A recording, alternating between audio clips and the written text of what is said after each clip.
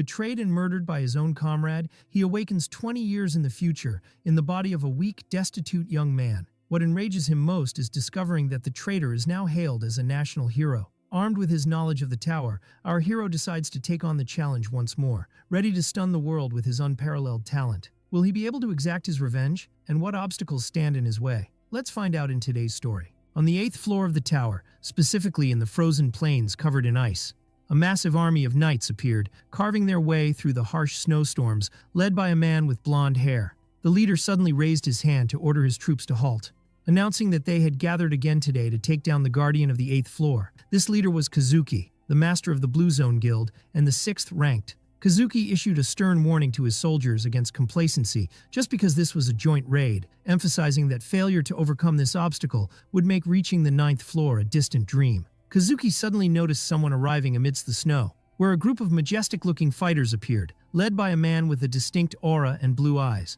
The newcomer was Subaru Narukami, the master of the Blue Eyes Guild and the 1st ranked, who was wearing a mask with golden details hiding his face. Kazuki welcomed Subaru warmly, and while Subaru apologized for his delay, Kazuki corrected him, explaining that he was actually the first to arrive at the site. Subaru wondered about the Muram Alliance's participation this time, so Kazuki explained that Subaru would lead the attack, sarcastically believing that the Muram Alliance had only come to collect the remaining loot. Subaru ignored that and reached out towards Kazuki to hand him a legendary item called Archangel's Pool, which possesses a unique effect that instantly restores half of one's stamina when fatigue reaches its limit, shocking Kazuki. Subaru explained seriously that he intends for this raid to succeed no matter the cost, but he offered the item to Kazuki as a precautionary measure for emergencies. Then Kazuki asked in a calm tone if he wished to return to the Blue Land after this battle ended, adding that he could return the item to him at that time, causing Kazuki to look at him in silent emotion.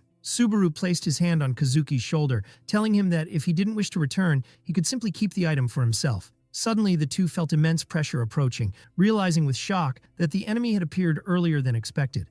The guardian of the 8th floor emerged with its massive size amidst the storm, so Kazuki shouted at the top of his lungs, ordering everyone to prepare for battle immediately. The enemy revealed its terrifying identity as the sea dragon Hydra, with its multiple heads and lightning aura. Subaru looked at the monster with disdain, calling it ugly, while black and golden energy began to gather around his fist. A system message appeared stating that lightning energy was flowing through his body as Subaru confidently announced that today would be the day of the monster's doom.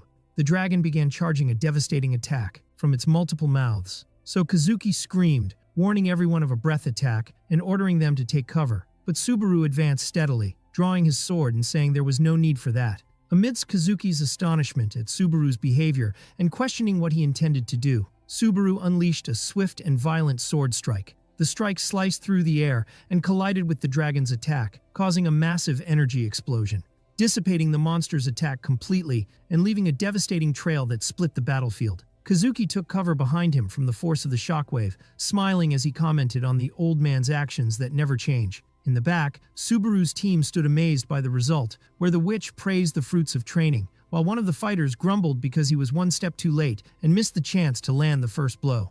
The girl asked her companion Subaru what he had handed to Kazuki moments ago, to which he replied briefly and mysteriously that she would find out later. Then Subaru turned to his team, asking about their readiness, declaring firmly that the time had come to kill that damn dragon. Everyone stood ready with their weapons to breach this 8th floor, which resembled hell in its difficulty. Kazuki watched the scene from behind in silence, then a sarcastic smile appeared on his face as he muttered about their appearance, playing the role of close friends. Meanwhile, the captain of the soldiers confirmed to Kazuki that the troops were positioned as planned, so Kazuki praised his work, suggesting that they start moving as well. His masked assistant responded immediately, wishing him luck and success in the battle. Kazuki's followers moved with suspicious speed while the healer holding the staff stood in front of him. Chaos erupted and everyone clashed with the massive dragon that filled the arena with its roars and attacks. The agile female fighter rushed in, scolding her comrades not to spare any energy and to attack with all their might. Then she sliced through the beast's body lightly, describing it as a simple stroll. Meanwhile, the Ice Mage grumbled about the intensity of the pressure and tension they were experiencing in this battle. Amidst the battle, a warrior surrounded by red energy rushed forward, betting his comrades on who would inflict the most damage on the beast. Delivering a powerful and direct blow, Toshia accepted the bet immediately, stipulating that the loser would pay for dinner, and pounced with his sword, slashing the dragon's body at tremendous speed. He cut off one of the dragon's heads with that blow, while calling out to Shino, warning her of the dragon's head falling towards her. Shino reassured him as she prepared her spell, asking him not to worry and to continue the attack. Then she formed a massive pink magical shield to block the dragon's head, saying confidently that defense was her job. At that decisive moment, Kazuki suddenly appeared behind Shino, whispering her name and asking coldly if she could block this too, which struck her with astonishment and shock. Without hesitation, Kazuki plunged his sword into her back, piercing through her chest, commenting with boredom on their overconfidence, which he considered their main problem. Subaru turned in shock to call her name in a trembling voice, unable to believe what he was seeing, while Shino fell as a lifeless corpse drenched in her own blood at the feet of Kazuki, who stood with a terrifying smile. The blood-stained Kazuki looked towards Subaru with a crazed smile, calling out to him and telling him that this wasn't the time to look away. Subaru stood stunned, wondering about the reason for Kazuki's betrayal, while the dragon was attacking Subaru. Subaru remembers when the mysterious system messages appeared, announcing their selection by the tower, ordering them to climb it and prepare for the beginning that would arrive soon.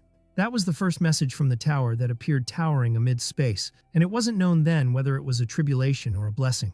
Even now, the true nature of that message remains a mysterious puzzle, as everyone follows its irresistible orders. Thus, everyone strives to reach the top of the tower that no one has reached before, coming from different dimensions like Earth, Murim, and others. These arrivals from different worlds, burdened with their own missions, continue climbing the tower day after day. But reality was harsh, as the scene ended in a horrific massacre with the bodies of Subaru's comrades scattered around him, while he stood alone amidst the blood. Amidst his rapid breathing, Subaru looked around after defeating Hydra, the Red Dragon, internally scolding his comrades because they didn't flee as he ordered them, and regretting that they didn't listen to him. He sat exhausted in front of the corpse of the beast that was said to be impossible to defeat, and they had finally succeeded in taking it down. But the victory tasted bitter as he saw the bodies of his comrades scattered, addressing them with heartbreak that they were fools because he hadn't given them permission to die yet. System alerts appeared warning of a poisoning status preventing natural recovery and indicating that the fatigue index had risen to critical levels, while Subaru thought about the consequences if he managed to return. With the strict system warning of inevitable death when fatigue reached 100, a look of anger and determination ignited in his eyes.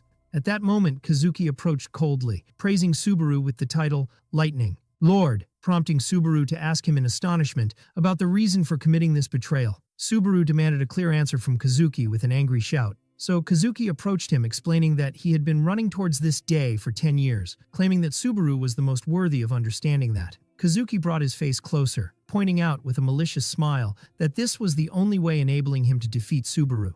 Admitting vilely that he intentionally drew Subaru's attention and exploited his comrades from the Blue Eyes Guild to distract him, otherwise they would have stood as obstacles in his way. Kazuki shouted with pent-up malice, expressing his psychological torment from everything Subaru had given him, announcing insanely that he chose the world over his friend. He stepped back, announcing with feigned sorrow that the end had come and there was no escaping this result.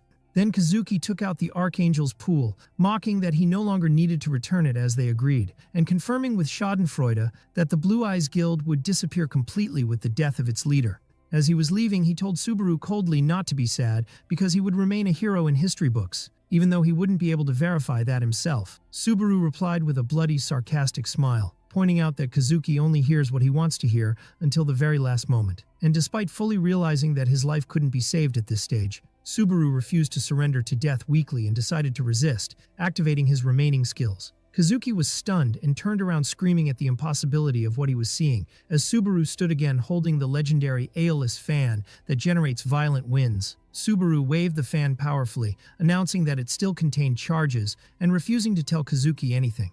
His glowing eyes revealed his determination to use the remaining 4 times in the fan to turn the scales. Subaru recalled the 4 remaining survivors from his guild who were behind him, and used the power of the wind to push them far away from the battlefield with tremendous force to save them, screaming at them to save their lives. Kazuki realized the plan, so he shouted at his soldiers in panic to chase them immediately, and not let any of them escape. While the Murim fighters moved to execute the order, Subaru stood as an impenetrable dam before them, forming a ball of lightning in his hand and forcing them to stay in place to face him. The fatigue index rose to 95, and the sky began to roar with thunder, announcing the restriction of the Lightning Lord's skill duration.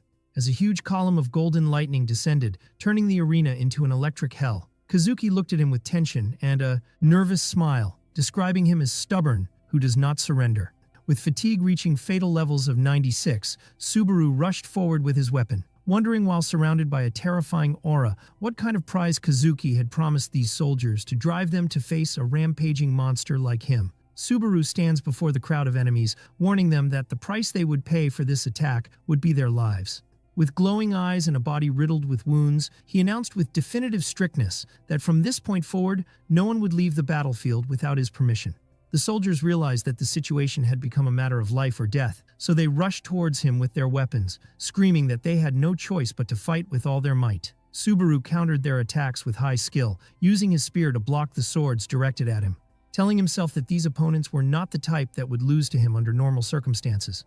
But his real worry lay in the possibility of Kazuki's intervention, as that would change the course of the battle completely. While he was fighting, he felt a little reassured because his comrades had moved a sufficient distance away, but the greater danger was the fatigue index, which had reached 97%. Subaru realized that he could not prolong the battle any further as he blocked another soldier's attack. With fatigue rising to 98%, he continued fighting fiercely despite the pain squeezing his body. Suddenly, he received a powerful blow that made him stagger, giving the soldiers a chance to pounce on him. Swords rained down on him from every side, and blood scattered amidst the soldiers' screams. The soldiers cheered with overwhelming joy, believing they had achieved the impossible and finally killed Subaru Narukami. But amidst their astonishment, Subaru's voice emanated asking them whom they claimed to have just killed, while Subaru's eyes appeared glowing with golden energy. Lightning energy exploded from his body violently, electrocuting the soldiers surrounding him and tossing them into the air as if they were dolls. The bodies of the attackers fell around him, and he falls to his knees from exhaustion. The rest of the soldiers retreated in terror, whispering that this man is a real monster who fell but refuses to die. Kazuki watched the scene from afar with a cold smile, mocking the idea that Subaru's era would end this simply. At that moment, the fatigue index reached 99%, and the red system warning appeared that death would occur upon reaching 100. Subaru gathered what remained of his strength and addressed Kazuki, saying that he should know more than anyone else that in the end, he is the one who always wins. With a resounding scream announcing his victory, Subaru threw his last spear. The lightning-enveloped spear launched at supernatural speed, carving its way towards its target. Kazuki was holding the Archangel's Pool jewel, reassured that his life was preserved, offering his sarcastic condolences to Subaru. But shock silenced his tongue when the spear hit the jewel directly and destroyed it, blowing up his survival plan. Subaru's consciousness faded as he confirmed to himself that he was the winner in the end. Despite his pathetic appearance and inability to see Kazuki die, his final strike had hit its target accurately. In the pitch darkness, Subaru wondered strangely about his fate while on the brink of death, and whether he would remain stuck in this void forever. Suddenly, a foul smell pierced his senses, and he began to hear a strange noise. He opened his eyes to find himself inside a metal trash bin in a filthy alley, wondering in astonishment if this was hell. A blue status screen appeared before him bearing a strange name, Subaru Hosoi of level 1, causing him to stare at it in shock and denial. Suddenly he regained some memories, where some young men mock him for being an earthling with weak specifications, considering that an unforgivable insult. They look at him with disdain, mocking his condition and reminding him to try to be even half the man the legendary Subaru Narukami was 20 years ago. Subaru was shocked when he heard a voice echoing in his mind, telling him of his death 20 years ago. So he looked at his reflection in the glass to realize with astonishment that this body was not his original body. Amidst a state of denial and disbelief, he wondered if he was living a nightmare, then jumped in panic out of the garbage container he was inside. He fell to the ground panting, and there he noticed a tablet device lying next to him, realizing it was a player kit, which he could use to understand what was happening around him. He hastened to search for the Blue Eyes Guild, and results appeared speaking of the Blue Zone as its successor, pointing to questions about its current weakness despite carrying Subaru Narukami's will.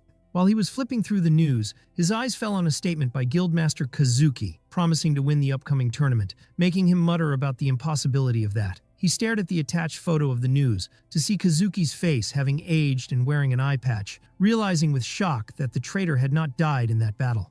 Memory suddenly took him back to the past, where he was sitting with Kazuki at night atop a building, when the latter told him that they hadn't been enemies from the start, expressing his desire to leave the Blue Eyes Guild. Subaru was surprised by this sudden decision, especially when Kazuki asked him to undertake the task of telling the others on his behalf. Although Subaru considered him a close friend, Kazuki sufficed with saying he would understand the reason later. Kazuki promised him then that he would remain his shadow even if he left. But the irony was that Kazuki founded years later a guild bearing a name they used to joke about previously. Subaru returned to his reality, wondering sarcastically about this shadow who named his guild Blue Zone, and how he is still stuck on the 9th floor despite 20 years passing, which means he achieved nothing of note. As he was walking in the street while flipping through the news, the search suddenly stopped in front of a picture of a huge building bearing the name Subaru Narukami Memorial Hall, which struck him with astonishment.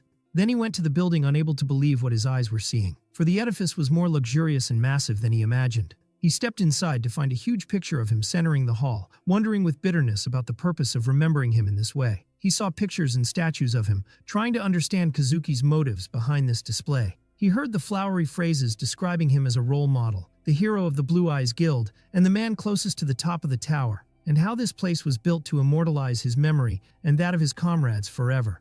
Anger ignited within him as he watched a recording of Kazuki in a formal suit speaking at the hall's opening ceremony. Kazuki was smiling with fake dignity, announcing that Subaru and the Blue Eyes Guild no longer existed, claiming that Blue Zone was the sole heir to their noble spirit, making Subaru tremble with rage, ordering him to be silent. Subaru felt intense hatred towards Kazuki, who wasn't content with killing him, but also exploited his memory, and decided that he would live to be the nightmare he fears. Kazuki's recording continued to emphasize that Subaru would never return, and that he would never forget him as long as he lived. Subaru approached Kazuki's spectral image, announcing his determination to rewrite that fake memory from scratch. He looked ahead with a sharp gaze, swearing not to allow Kazuki to deceive or manipulate him ever again. He vowed not to waste this second chance, and while he was standing in his place, a young boy bumped into him from behind.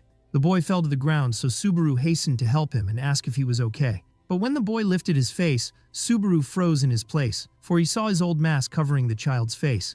At that moment, the child's parents arrived, rushing to check on their son, Minato, while Subaru reassured them that it was just a light collision. Subaru froze in place when he noticed that the family in front of him, and indeed the entire crowd, were wearing masks identical to his old mask, which shocked him into silence. He wiped his face in astonishment as he looked around, unable to believe the strange rituals his eyes were seeing. Everyone without exception was wearing masks, or holding them with reverence, as if in the presence of a holy event. At that moment, Subaru recalled Kazuki's sarcastic words when he told him that even if he died, he would remain an immortal hero in history. Realizing now with bitterness that this scene was the embodiment of those words. He realized that Kazuki had manipulated history and turned his betrayal into a fake heroic legend. His eyes fell on a huge picture of him with his famous mask, surrounded by candles and flowers, in a majestic funeral scene. Subaru realized that all these ceremonies were nothing but a farce, orchestrated by Kazuki to steal the glory of Blue Eyes and attribute it to himself. While he was staring at the piled flowers, a familiar flash of blue energy amidst the bouquets caught his attention. He pushed his way forcefully through the gathered crowds, indifferent to the shouts of warning and objection around him. Subaru ignored everyone and continued his rush until he reached the front rows. He knelt before the flower-filled altar and picked up a distinctive blue flower radiating faint energy, whispering in astonishment as he immediately knew its owner, and that it belonged to Shigure Asagiri. Nearby, specifically on the roof of a building overlooking the square, two people stood watching the square, where Shigure expressed his relief that this year also passed without incidents. His companion replied sarcastically, pointing out their recklessness, and that if they had been a little late, they would have clashed with members of the Blue Zone Guild. His companion wondered wearily about the necessity of taking this risk every year and offering flowers, but Shigure insisted on its importance, in case of any emergency. Shigure sighed, looking down, expressing his simple hope that Subaru would notice the flowers he offered someday. His companion doubted the matter, asking him seriously if he really believed Subaru was still alive, to which he replied that he hadn't seen his body with his own eyes to believe his death. She replied with painful realism that if he were alive, Kazuki would have found them before they found Subaru, adding angrily that Subaru wouldn't have left them waiting and watching for 20 years if he were alive. Subaru exited the building quickly. He was panting while holding the flower, certain now beyond a shadow of a doubt that Shigure was still alive. The scene shifted to Subaru's small and gloomy room, where he sat on his bed flipping through his tablet, mocking the poverty of the original body's owner. Search results showed no trace of the Blue Eyes Guild, but the flower in front of him was living proof of Shigure's survival. He realized he was alive, but forced to hide and go undercover for the past 20 years. Subaru intelligently deduced that Kazuki was the reason behind their disappearance, for knowing Kazuki's nature, he wouldn't have left any witness to the truth living in peace. He remembered the moment of the great explosion in the previous battle, wondering if Shigure was the sole survivor or if the wind had saved all four. Subaru realized the reality of his current situation. As long as Kazuki was alive and in control, attempting to contact his old comrades now would be a suicidal mission. He looked at the window, acknowledging his current weakness and helplessness, and that trying to force his way into events would bring him nothing but death. He stared at his hands with determination and resolve, deciding that his first and essential step must be reclaiming his lost power before anything else. Based on Subaru Hosoi's memories, 2 days of preparation passed, and finally the preliminary training phase to qualify players began, where Subaru stood holding his sword. He looked at the blade with focus and determination, telling himself that survival was his sole goal. For as long as they were all alive, meeting again was possible at any time. The scene shifted to the test hall, which looked like a majestic Roman amphitheater, where the huge supervisor Hyuga stood watching the participants with stern and bored looks. One of the participants was panting heavily after killing a monster, so Hyuga commented coldly that he barely succeeded, but it wasn't over yet.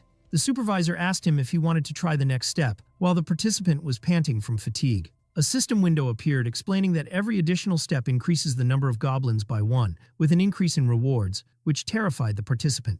The participant retreated, screaming his categorical refusal, considering facing 3 goblins at once, an act of madness. Hyuga was annoyed by his screaming, threatening him with failure, so the participant begged, certain of his success in the current stage. Hyuga looked at the goblin corpses with disdain, lamenting the low level that forces him to pass a weak person like this. Hyuga reviewed in his mind the performance of Isaac von Reinhardt, who reached the 20th stage, noting that he was the only one showing promising potential amidst this group. He looked at his tablet with deep disappointment, commenting that the standards of this training had become catastrophic and the quality of recruits had reached rock bottom.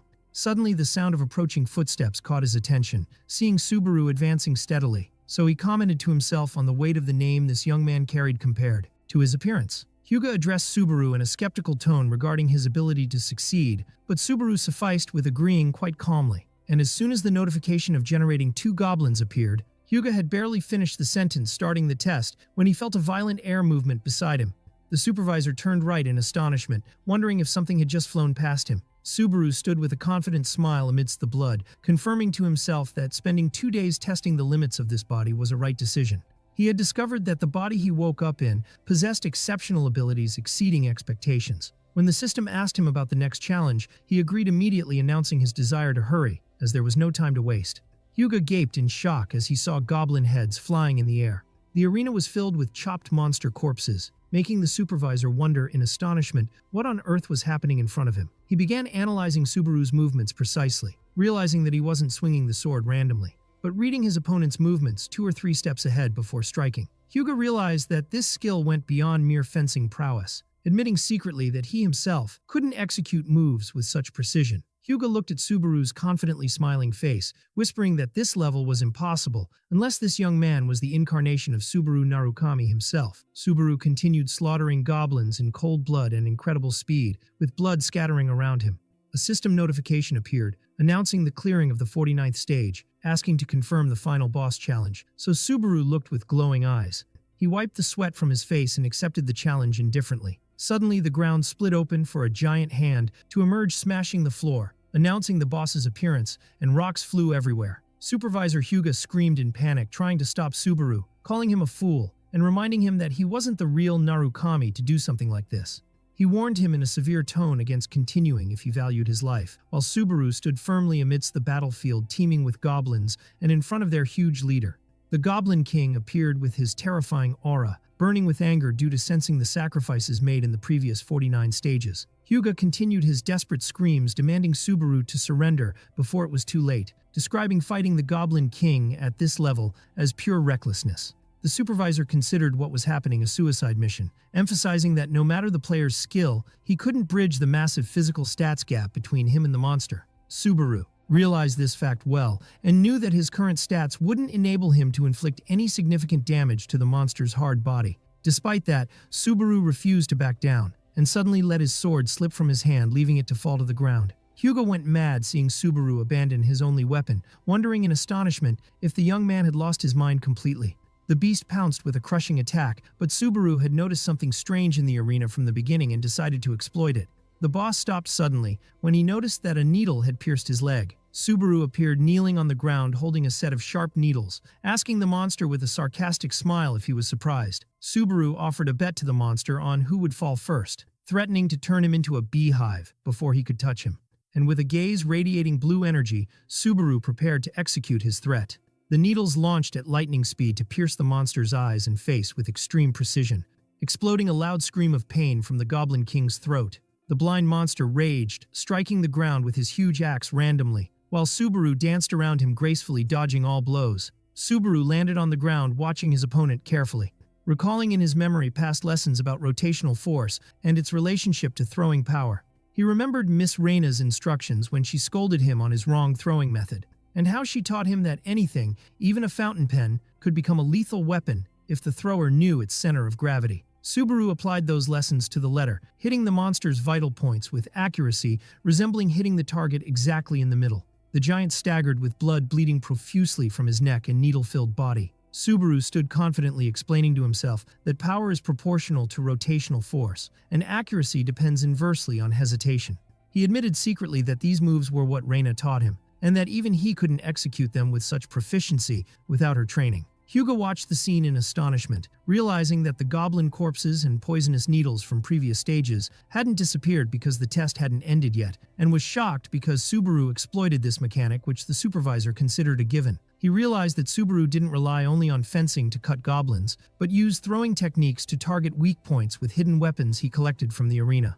Sweat poured from Hyuga's face as he described Subaru as a genius, then corrected himself, considering that the word genius wasn't enough to describe what he saw while the Goblin King was breathing his last. The massive body of the Goblin King fell with a huge noise, announcing the end of the battle, while Subaru approached to pick up his sword quite calmly. Subaru stood before the lifeless corpse of the Goblin King, telling him calmly that he bore no grudge against him, and proceeded to finish him off. System messages appeared announcing the defeat of the boss and passing the 50th stage of the tutorial program for the first time. Subaru wiped the sweat from his forehead, complaining about the cruelty of placing a monster of this level in a training stage, even though it was just a tutorial program. Suddenly, notifications followed announcing his level rise and obtaining credit and achievement points, and most importantly, the tutorial shop was opened, which could only be used in this stage. Subaru was stunned to possess 2425 achievement points, a huge number he hadn't seen before, even in his previous life. He began browsing the store,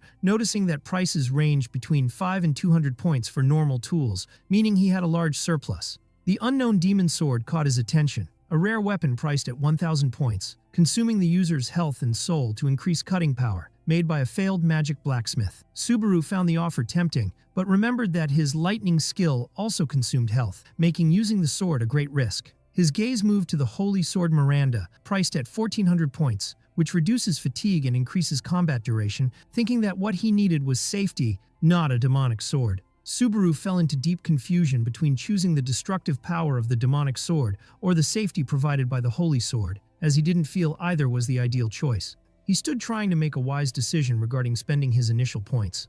As he scrolled down the list, he noticed he could still scroll, landing on an F-rank skill called Wedge of Greed, priced at 1,400 points, and its effect is suppressing the side effects of skills and tools used by the user. Sweat poured from Subaru's face due to his sheer amazement, for he had never seen a skill with this effect before. He immediately realized that this skill might prevent the negative effects of the demonic sword, and perhaps even the negative effects of his own lightning skill.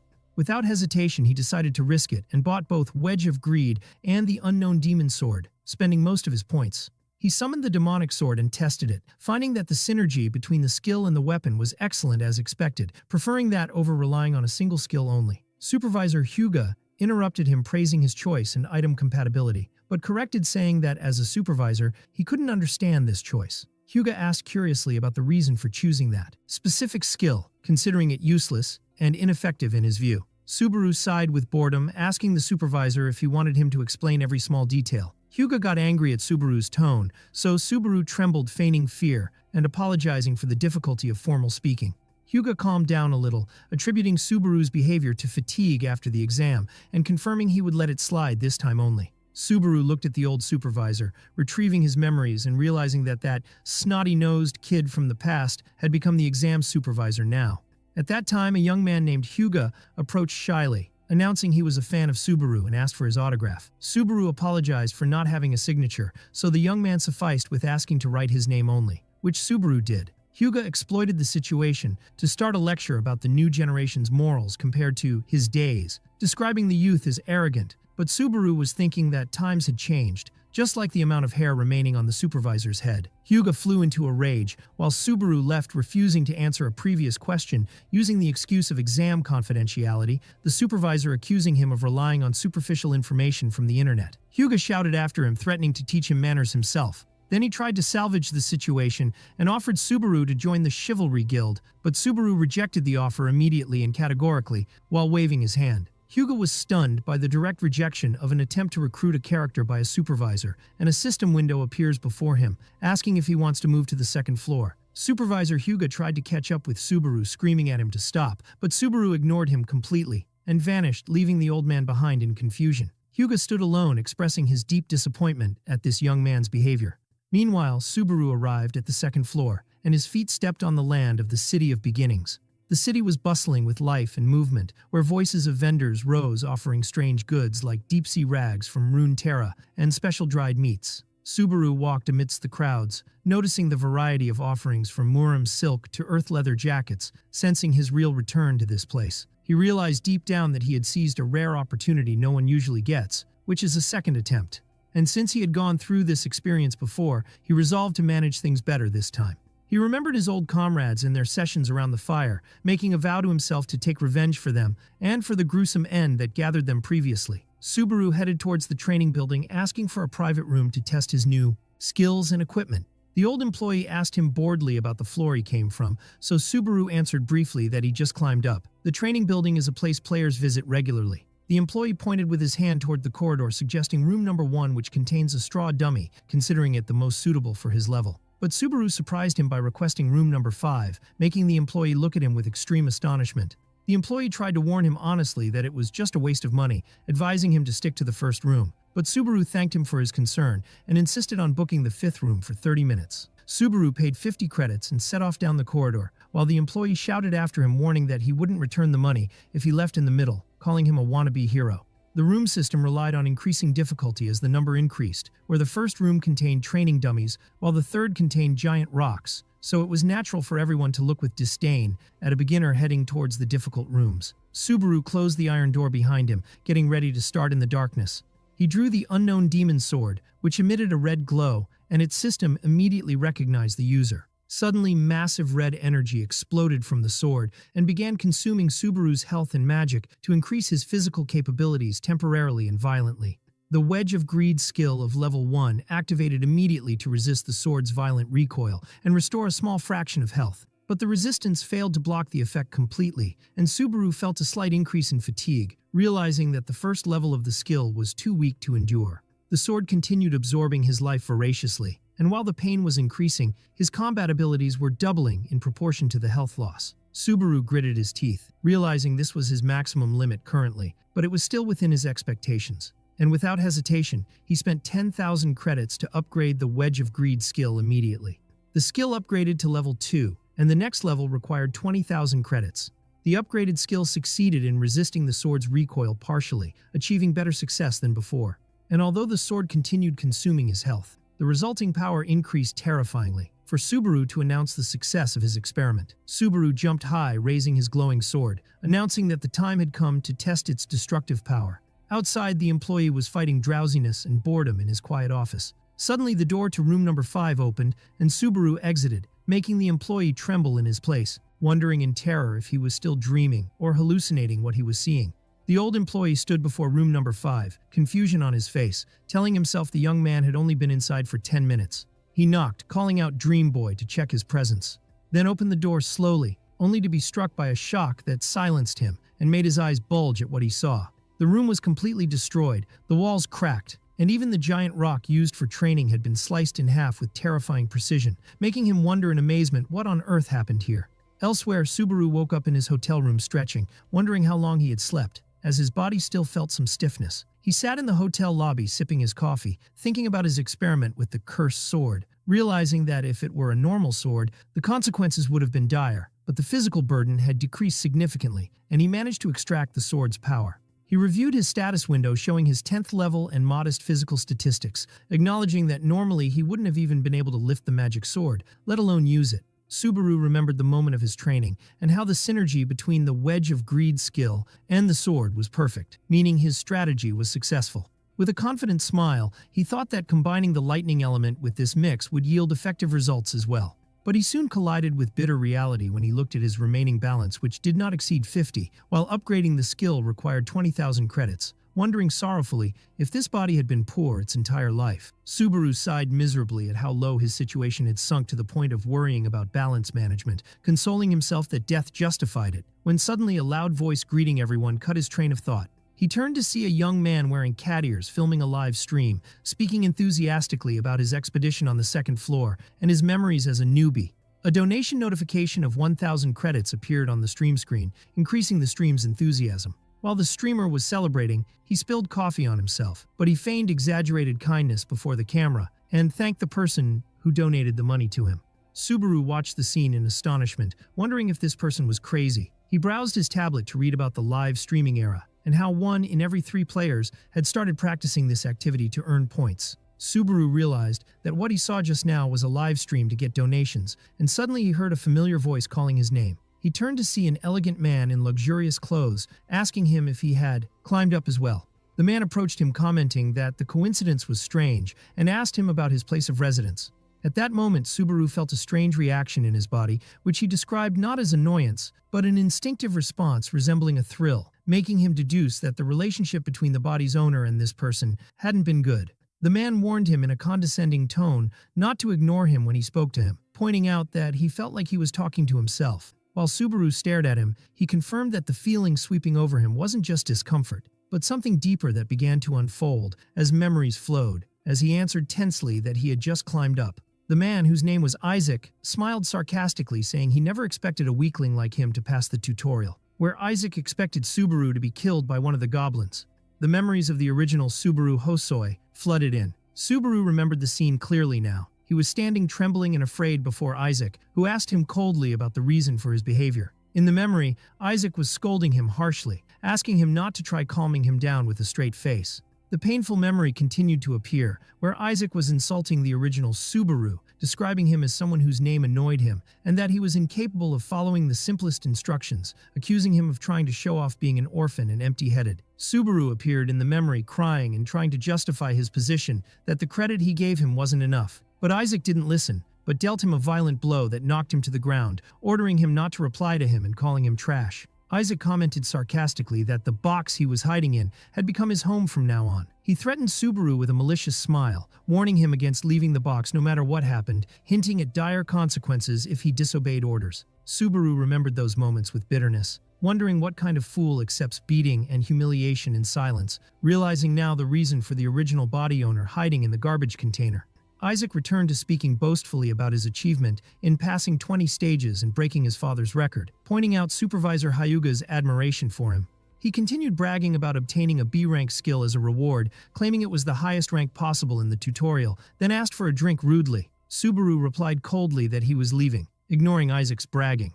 Isaac stopped him in a commanding tone, asking him to buy cheap coffee on his way back. Subaru sighed with boredom, which provoked Isaac's anger, who noticed the change in the behavior of the obedient follower. Isaac asked him with a scary look what happened to him lately, and about the reason for his constant staring, mocking whether his soul had been replaced. Subaru answered with decisive coldness that he had no credit, advising him to buy his own coffee, then moved to leave. Isaac ordered Subaru to sit down in a low and threatening voice, but Subaru refused to comply, apologizing internally that he had no time to take revenge for the original body's owner, but he warned Isaac seriously against standing in his way. Suddenly, Isaac grabbed Subaru's arm tightly, threatening him and reminding him of the fate of runaway trash. Subaru looked at him sharply, advising him to let go of his arm for his own good. Isaac squeezed Subaru's arm, warning him against arrogance, calling him by his first name Subaru, in a derogatory tone. Subaru realized that causing a scene in this crowded place wouldn't be in his favor. Suddenly, Isaac burst out laughing loudly, claiming he was only joking to scare Subaru like in the old days. He let go of Subaru's hand, describing him as still being a cowardly, small fry. Isaac continued his mockery, guessing that Subaru passed the tutorial with extreme difficulty, while Subaru looked at him silently, realizing that his body was reacting with the instinct of fear. Isaac approached him, asking him with disdain if he intended to fight him, reminding him of his father's influence and his ability to make him disappear quietly. Isaac left the place with a condescending laugh, advising his friend to be careful. Subaru stood boiling with anger, repeating the word, "my friend," with sarcasm and bitterness. The scene shifted to explain the growth system in the tower, clarifying that there are two main methods. The first via passing tower trials in virtual space, where players gain power and rewards in relative safety. In these trials, losing means only losing credit and progress, without the danger of real death. The second method is hunting in the real world, where players face monsters outside safe zones or in dungeons. Although growth in hunting is much faster, the risks are real and deadly. Death in hunting grounds means real and final death, where monsters devour players without mercy. For this reason, most players avoid hunting for fear of their lives, preferring virtual safety, while the entrance to the dark and scary Orc's Nest appeared. Although hunting in the real world is faster for growth, it is much more dangerous, as Subaru sat exhausted in front of a huge monster's corpse, realizing that safety means slowness, while danger means speed. He looked at the dead monster with a tired smile, confirming to himself this harsh truth. Then he took out his tablet to check the news, to be surprised by a live stream of someone impersonating him. The imposter was wearing a mask similar to his, greeting his followers who exceeded 80,000, announcing his challenge of the third floor. Subaru felt disgusted by the many copycats exploiting his name and mask. Suddenly, a new mission appeared in the stream titled Narukami Subaru is a Fool, with a reward of 20,000 credits. So the imposter accepted it with gratitude and overwhelming happiness. Ridiculous and profitable missions followed, like the Lonely Wallet and Idol of Baldness missions, with huge financial rewards, making Subaru stare at the screen in amazement. The imposter thanked his supporters enthusiastically, promising them to fulfill all their requests. Subaru compared bitterly between the imposter earning money easily via streaming and his current situation risking his life to kill monsters. Subaru looked at his miserable balance, which did not exceed 50 credits, lamenting the huge profits that clown was making. He sighed sorrowfully, then decided to return to work, noting that he had no choice but to fight. He drew his blood-stained sword and prepared to face more monsters.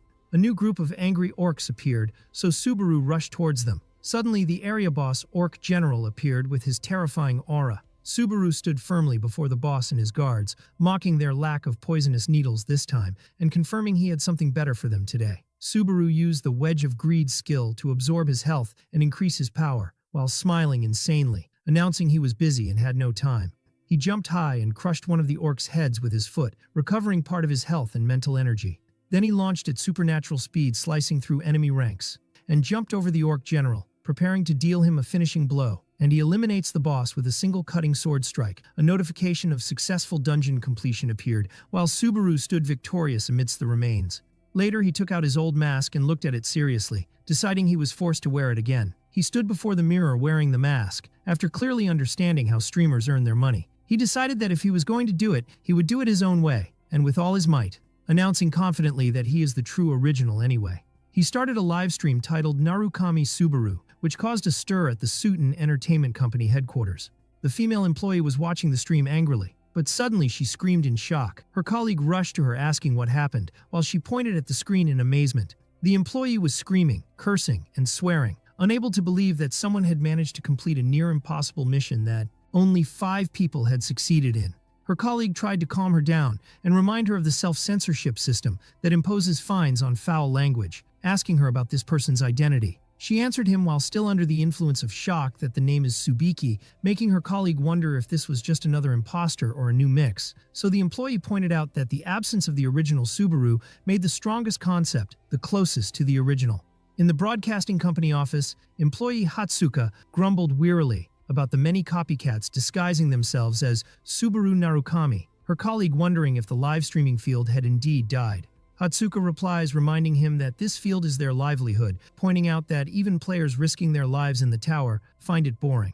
Her colleague asked her disapprovingly why she gave up climbing the tower and stayed in a job like this. She answered simply while looking at her phone that the reason was boredom.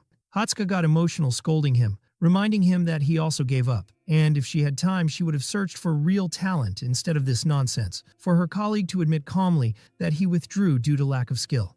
Hatsuka continued criticizing the situation, pointing out that her colleague only started climbing to meet Subaru Narukami, so it's natural for him to lose his enthusiasm after his idol disappeared, and suddenly she screamed in shock, pointing at the screen. Her colleague rushed over, asking anxiously if she had found another weirdo.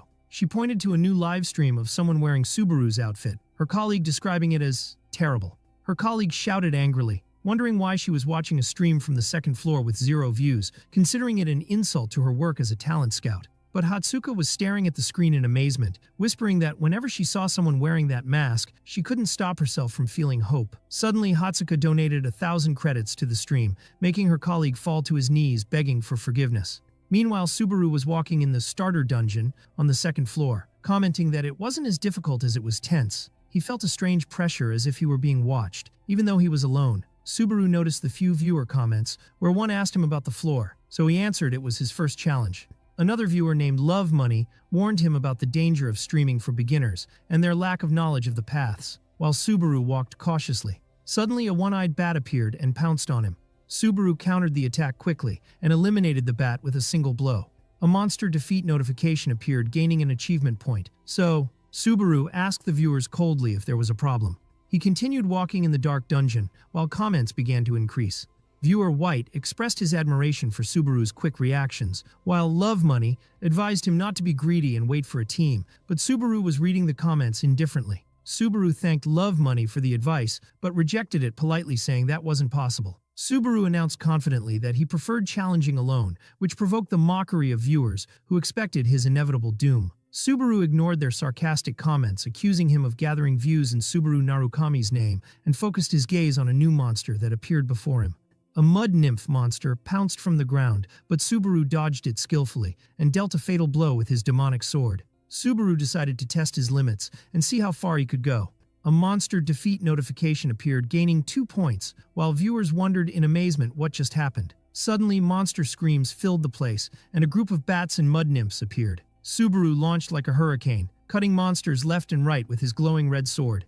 The viewers were stunned by his speed and power, wondering what was happening in front of them. Successive notifications appeared of defeating monsters and gaining points, while Subaru stood holding his sword, having begun proving to everyone that he wasn't just a copycat, but a force to be reckoned with. Amidst the pitch darkness in the cave, Subaru began explaining to his followers how to locate enemies and their number by focusing on sounds only, while comments poured on him with mockery, accusing him of lying and claiming knowledge when he was just a beginner. Subaru touched his mask, thinking that if they knew his truth, they would realize what was going on in his mind, while comments continued mocking his insistence on impersonating Narukami Subaru and trying to climb on the shoulders of his fame. Subaru continued walking with determination, telling himself that the points he had collected so far were still insufficient, and that he aspired to collect as many achievement points as possible before leaving this place. Viewers watched his progress with sarcasm, where one commented mockingly that a real man rushes forward in silence, while others wondered if he had done any prior research before entering this dangerous area. Suddenly, Subaru stopped and raised his head, revealing the shocking surprise. The cave ceiling was completely covered with massive crowds of one-eyed bats.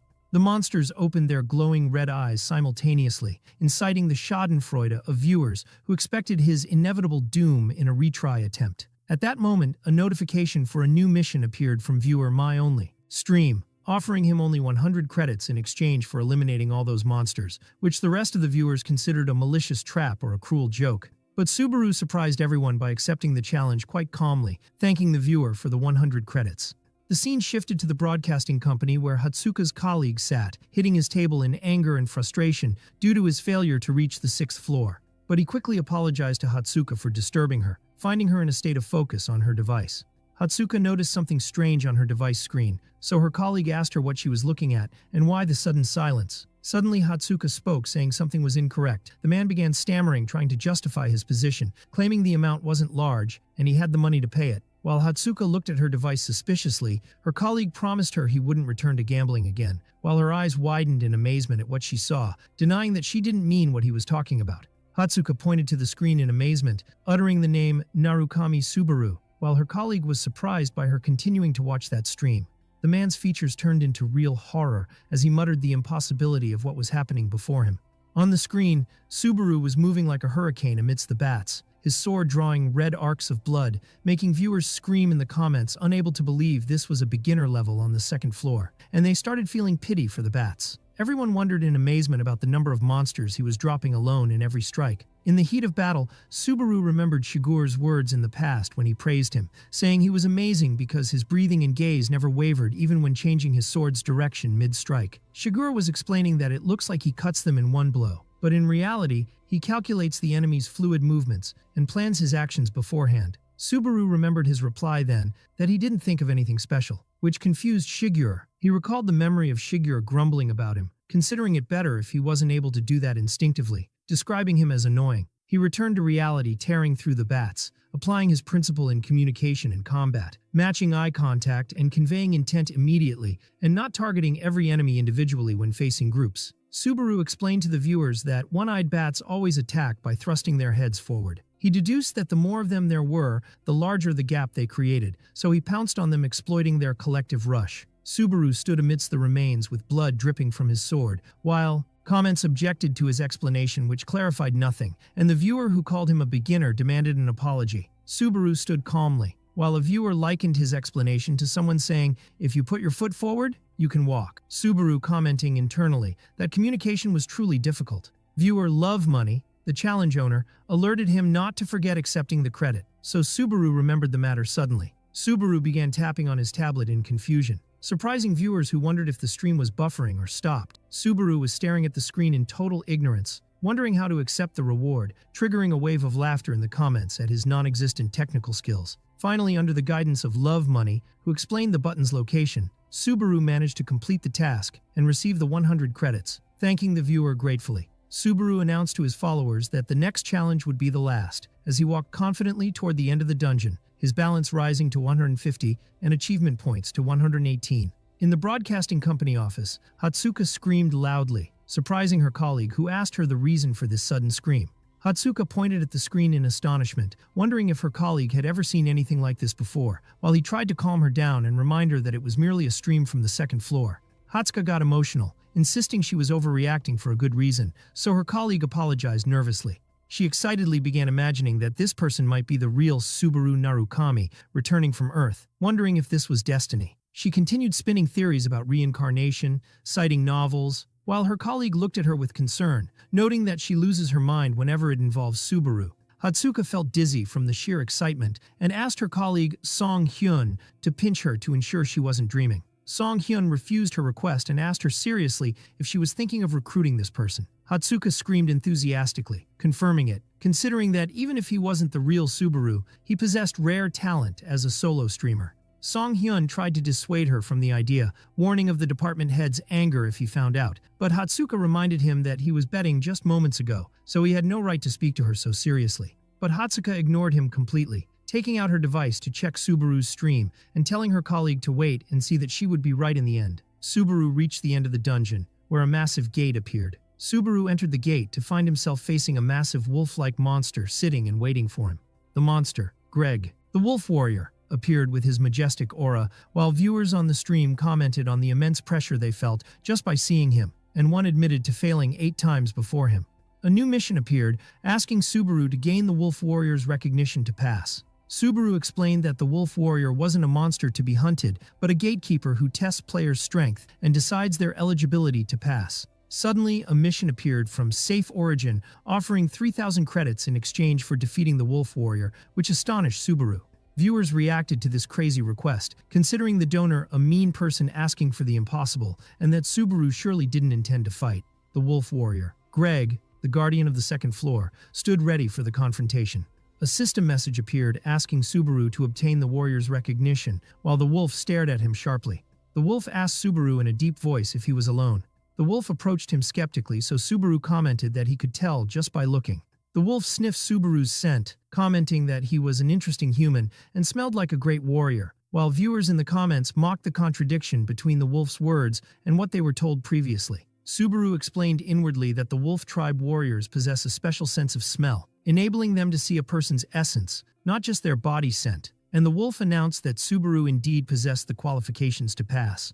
The wolf announced the end of the test and allowed Subaru to pass, while viewers commented in astonishment at this unexpected pattern. But Subaru didn't move. Instead, he muttered that this didn't even happen in his previous life, expressing regret because his target was the wolf itself. The wolf was surprised and asked if he meant him and not the gate behind him. Subaru confirmed this coldly, his eyes glowing from behind the mask, explaining that someone had asked him to kill him. The wolf bared his fangs in a savage smile, admitting that Subaru possessed the spirit of a great warrior as he expected. In the Sutton Entertainment headquarters, the department manager John Teal was violently typing on his keyboard while monitoring work reports. He asked seriously about the current viewer count for that live stream they were watching. So the employee Song Hyun answered nervously that there were about 20 people, but his colleague Hatsuka interrupted him with a flat denial. She corrected the information coldly, saying the number had exceeded 30 now, describing him as a fool in her mind. The manager looked at them with sharpness and suspicion, asking if they were messing around and wasting time. He scolded them severely, asking if they thought he didn't know about their gambling and watching streams during work hours, reminding them of their mission to search for promising talents. But Hatsuka ignored his scolding completely, focusing her gaze on the screen as she muttered that the number reached 30, which increased the manager's anger as he screamed that this wasn't what mattered. The manager suggested sarcastically that she should stream herself given her skills instead of wasting time. Suddenly, Hatsuka screamed enthusiastically, interrupting him to announce that the number had exceeded 40, while the manager screamed behind her, furious and demanding she listen to him. Back at the battlefield on the second floor, Subaru stood facing the wolf warrior, who was growling in preparation to tear him apart. Subaru gripped his sword tightly, ordering himself not to think of anything else and focus only on the fight, while the unknown demon sword began absorbing his energy. His body stats and power rose in proportion to the consumed energy, and he tried to calm his breathing to control the situation. The level 2 Wedge of Greed skill worked to resist the sword's side effects, and Subaru encouraged himself to fight with his usual style, even though it was the first time in this new body. The wolf pounced with his sharp claws, tearing through the air and ground in a sweeping attack. Weapons clashed powerfully, and sparks flew when Subaru intercepted the beast's claws with his sword. The monster launched a fierce and rapid attack, while Subaru merely dodged and blocked with difficulty against the wolf's immense speed. Subaru realized his opponent's great power as he parried claws attacking him from every direction without pause. He realized deep down that matching the beast in raw physical strength was impossible, but he began planning an alternative strategy. The wolf continued his attack, praising Subaru's resilience as a warrior, but screamed confidently, announcing that Subaru was no match for him and wouldn't be able to defeat him. Subaru continued defending and retreating, while viewer comments appeared on the stream predicting his inevitable loss, describing his tactic as purely defensive and emphasizing the monster's excessive power. Some viewers suggested trying later after several attempts and blamed the owner of the impossible mission, while Subaru retreated back to catch his breath. Subaru thought quickly, realizing there were ways to win more effective than mere strength. The wolf announced the end of the duel after enjoying the fight, preparing to deal his finishing blow. The beast struck the ground with devastating force, shattering rocks and raising a cloud of dust. But Subaru suddenly appeared attacking through the dust, replying to the beast that was his line, telling him that his attacks were one-sided and very predictable, which struck the wolf with astonishment. Subaru dodged the beast's bite and claws with high agility, describing dodging his attacks as easy. Subaru exploited the opening and dealt a direct cutting blow to the beast's body, who screamed from the intensity of the pain.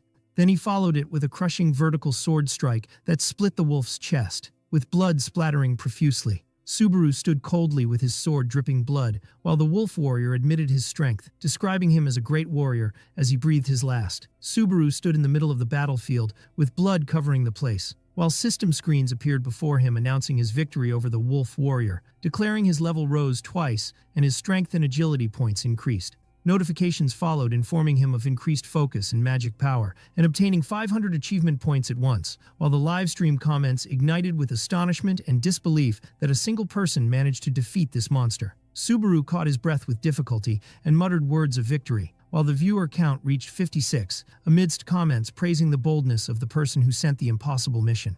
A notification appeared for successfully completing the mission and transferring 3,000 credits from the viewer's safe origin, so Subaru looked at his phone, promising to use this amount well. While his balance exceeded 3,000 and his achievement points 600, the massive gate before him began to open slowly, emitting a majestic creaking sound. Subaru suddenly felt a strange vibration in the atmosphere, which the followers also noticed through the screen.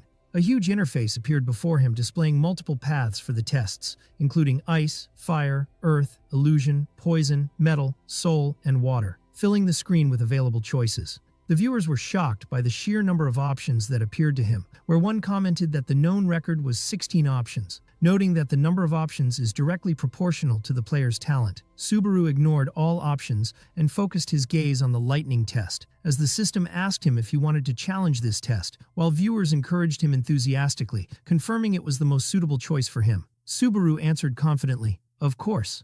The system confirmed his choice of the lightning test, and Subaru stepped toward the bright light that flooded the place. Meanwhile, inside the Suiten office, the employee Hatsuka jumped from her seat screaming with joy at Subaru's victory. She turned to her colleagues, showing her phone screen enthusiastically, pointing out that the viewer count reached 60 in record time, and expressing her amazement at the appearance of 13 test options before him. The department manager was watching the situation nervously, with sweat pouring from his face, admitting that defeating the wolf warrior, who had never been defeated before, was truly impressive. But he corrected himself cautiously, saying to himself that Subaru was still a beginner on the second floor, and risking investing in him now would be too big. Hatsuka didn't give in to her manager's hesitation. Instead, she offered him a bold bet amidst her colleagues' astonishment. She confidently proposed that she and her colleague Seijin would work for a fixed salary for 5 years if Subaru failed to obtain the lightning element. But in return, if he succeeded, the manager must sign a contract with him without any excuses. Her colleague Seijin was shocked and tried to object, screaming that he had nothing to do with this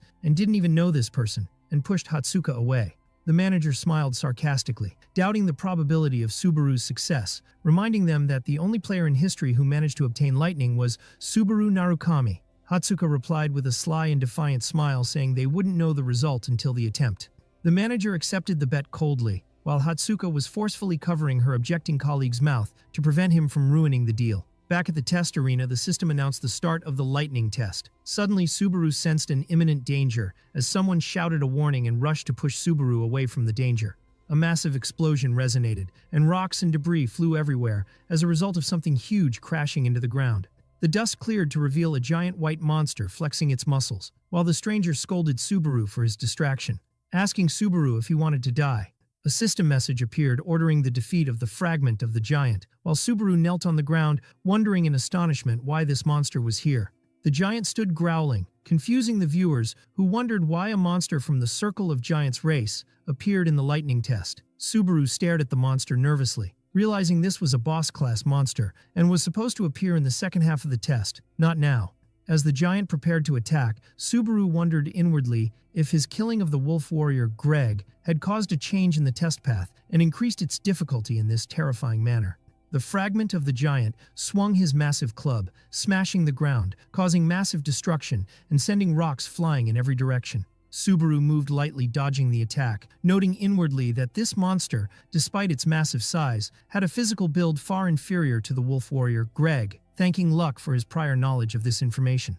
The person who saved him shouted, scolding him for wasting his effort in saving him and ordering him to run and save his life immediately. Subaru decided to end the battle quickly before any interruption occurred, so he drew his sword, activating the Unknown Demon Sword skill, which absorbs the user's health to increase combat stats. To limit the damage, he activated the level 2 Wedge of Greed to resist the violent recoil of the sword, preparing to face the giant rushing towards him. Subaru dodged the heavy giant's punch stomp with agility, leaving the ground to shatter under the weight of the attack. Instead of retreating, Subaru launched himself, running up the giant's extended arm at lightning speed. The monster was confused and didn't realize what was happening until Subaru was behind him in the air, ready to attack. Subaru landed on the giant's shoulder and plunged his sword violently, causing blood to splatter profusely. The beast growled from the intensity of the pain, but Subaru looked at him coldly and muttered with annoyance at his loud voice. And with a decisive move, he dealt a finishing blow, telling the monster to shut up for the rest of his life, while blood exploded from the giant's neck. The massive body fell lifeless to the ground, and a system message appeared announcing the defeat of the fragment of the giant and clearing the 4th stage, amidst the astonishment of followers on the stream who couldn't comprehend how he suddenly jumped to the 4th stage. Notifications followed telling Subaru his level rose and his strength, agility, health, and magic points increased, in addition to obtaining 4,000 achievement points at once. He also obtained 2 rare items, Heart of the Giant and Lightning Bolt armor, while comments ignited with amazement at the generosity of the rewards and the unprecedented achievement of finishing stages 1 to 4 in one blow after killing the wolf warrior. The person who saved Subaru returned, running towards him panting, identified by followers as Falcon, stammering from shock. Falcon asked him in astonishment what exactly he was, so Subaru answered coldly while sheathing his sword that he could tell just by looking. Subaru stood in a heroic stance, announcing that he was the person who came to defeat the giant, while comments mocked his vague answer. The scene then shifted to a quiet village, where Subaru entered an inn and sat on the bed to rest a little. Followers on the stream demanded to see the items he obtained, expecting them to be of magic or rare rank. Subaru agreed with a smile, expressing his own curiosity to inspect his loot. Subaru displayed the first item, Heart of the Giant, a rare ring that increases health by 2 points and boosts recovery, expressing his admiration for its effect. Then he moved to the second item, Lightning Bolt, a rare armor, increasing defense by 5 points, imbued with lightning power and possessing an active skill that negates negative status effects once daily. Subaru wore the new armor, which gave him a majestic appearance, and suddenly a new mission appeared from Narukami Koa, offering 5,000 credits in exchange for learning the lightning skill. Similar missions followed from other followers like I Am Bald, Mission Villain, and Safe Origin, all offering huge sums reaching thousands of credits just to see him use lightning. Subaru thanked everyone gratefully, promising them he would definitely show them the power of lightning. As he looked at the screen, he wondered inwardly why so many were waiting specifically for the lightning skill, and began feeling vague suspicions. Subaru realized that the original Subaru Narukami might have been a more significant and influential existence than he thought. A knock on the door cut his train of thought, so he allowed the knocker to enter, while comments noticed someone eavesdropping.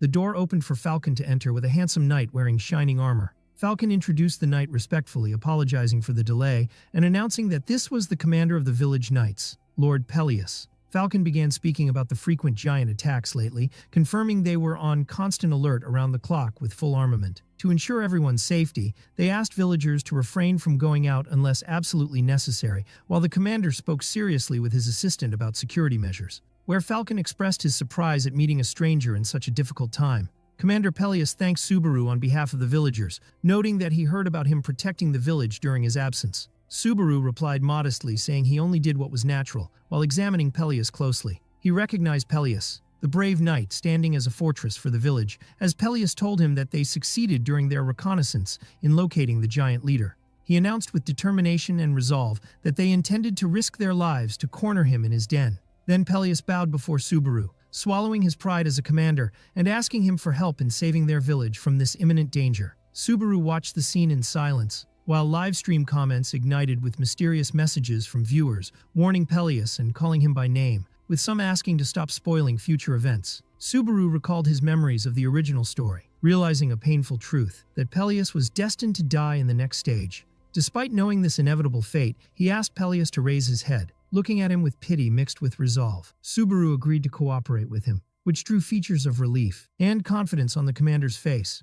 Peleus thanked him warmly, and at that moment a system notification appeared announcing the start of the 5th stage, titled Survival. The small army set off towards the rugged mountains, while Subaru walked among them checking his tablet. He noticed that the flow of comments became much faster with the increasing number of viewers, making him realize the difficulty of communicating with them properly amidst this situation.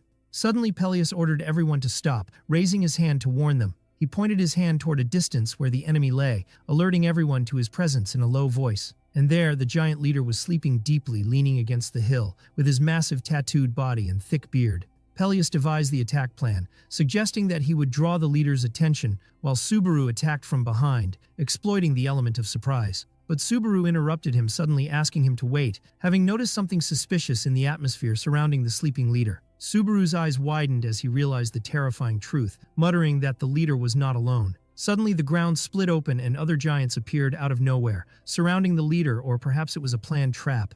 The horizon filled with an army of smiling giants with terrifying pale faces, surrounding the knights from every side in a tight ambush. Peleus was shocked by the horror of the surprise and froze in place, while one of the giants grabbed a knight and crushed him with his hand amidst screams of horror and pain. Cries for help rose and blood splattered everywhere, while the giants stood enjoying the massacre. A giant stared with cold eyes and a broad smile at a knight before devouring him, in a scene inducing goosebumps. Chaos pervaded the knights' ranks, and one ordered an immediate retreat towards the foot of the mountain. But panic was the master of the situation, and everyone scattered. The giants pounced savagely, tearing the knights' bodies one after another in a sweeping attack. A knight fell to the ground, seized by a giant, while his brother screamed in horror, asking him to stop, while his colleagues tried to stop him from going into danger. In a tragic scene, the soldier screamed, calling out to his older brother, who fell victim at the giant's feet, turning the battlefield into a real hell of blood and body parts. Amidst the utter chaos, Commander Peleus screamed at his soldiers, ordering them to retreat immediately, emphasizing that this was a military order not open for debate. He tried to motivate them to survive by reminding them of their families waiting back home and the fate of the village, promising them that this was not the end and that they would regroup to return again. The soldiers took off running toward the forest to save their lives, while Peleus shouted at his aide, Falcon, entrusting him with the task of leading the men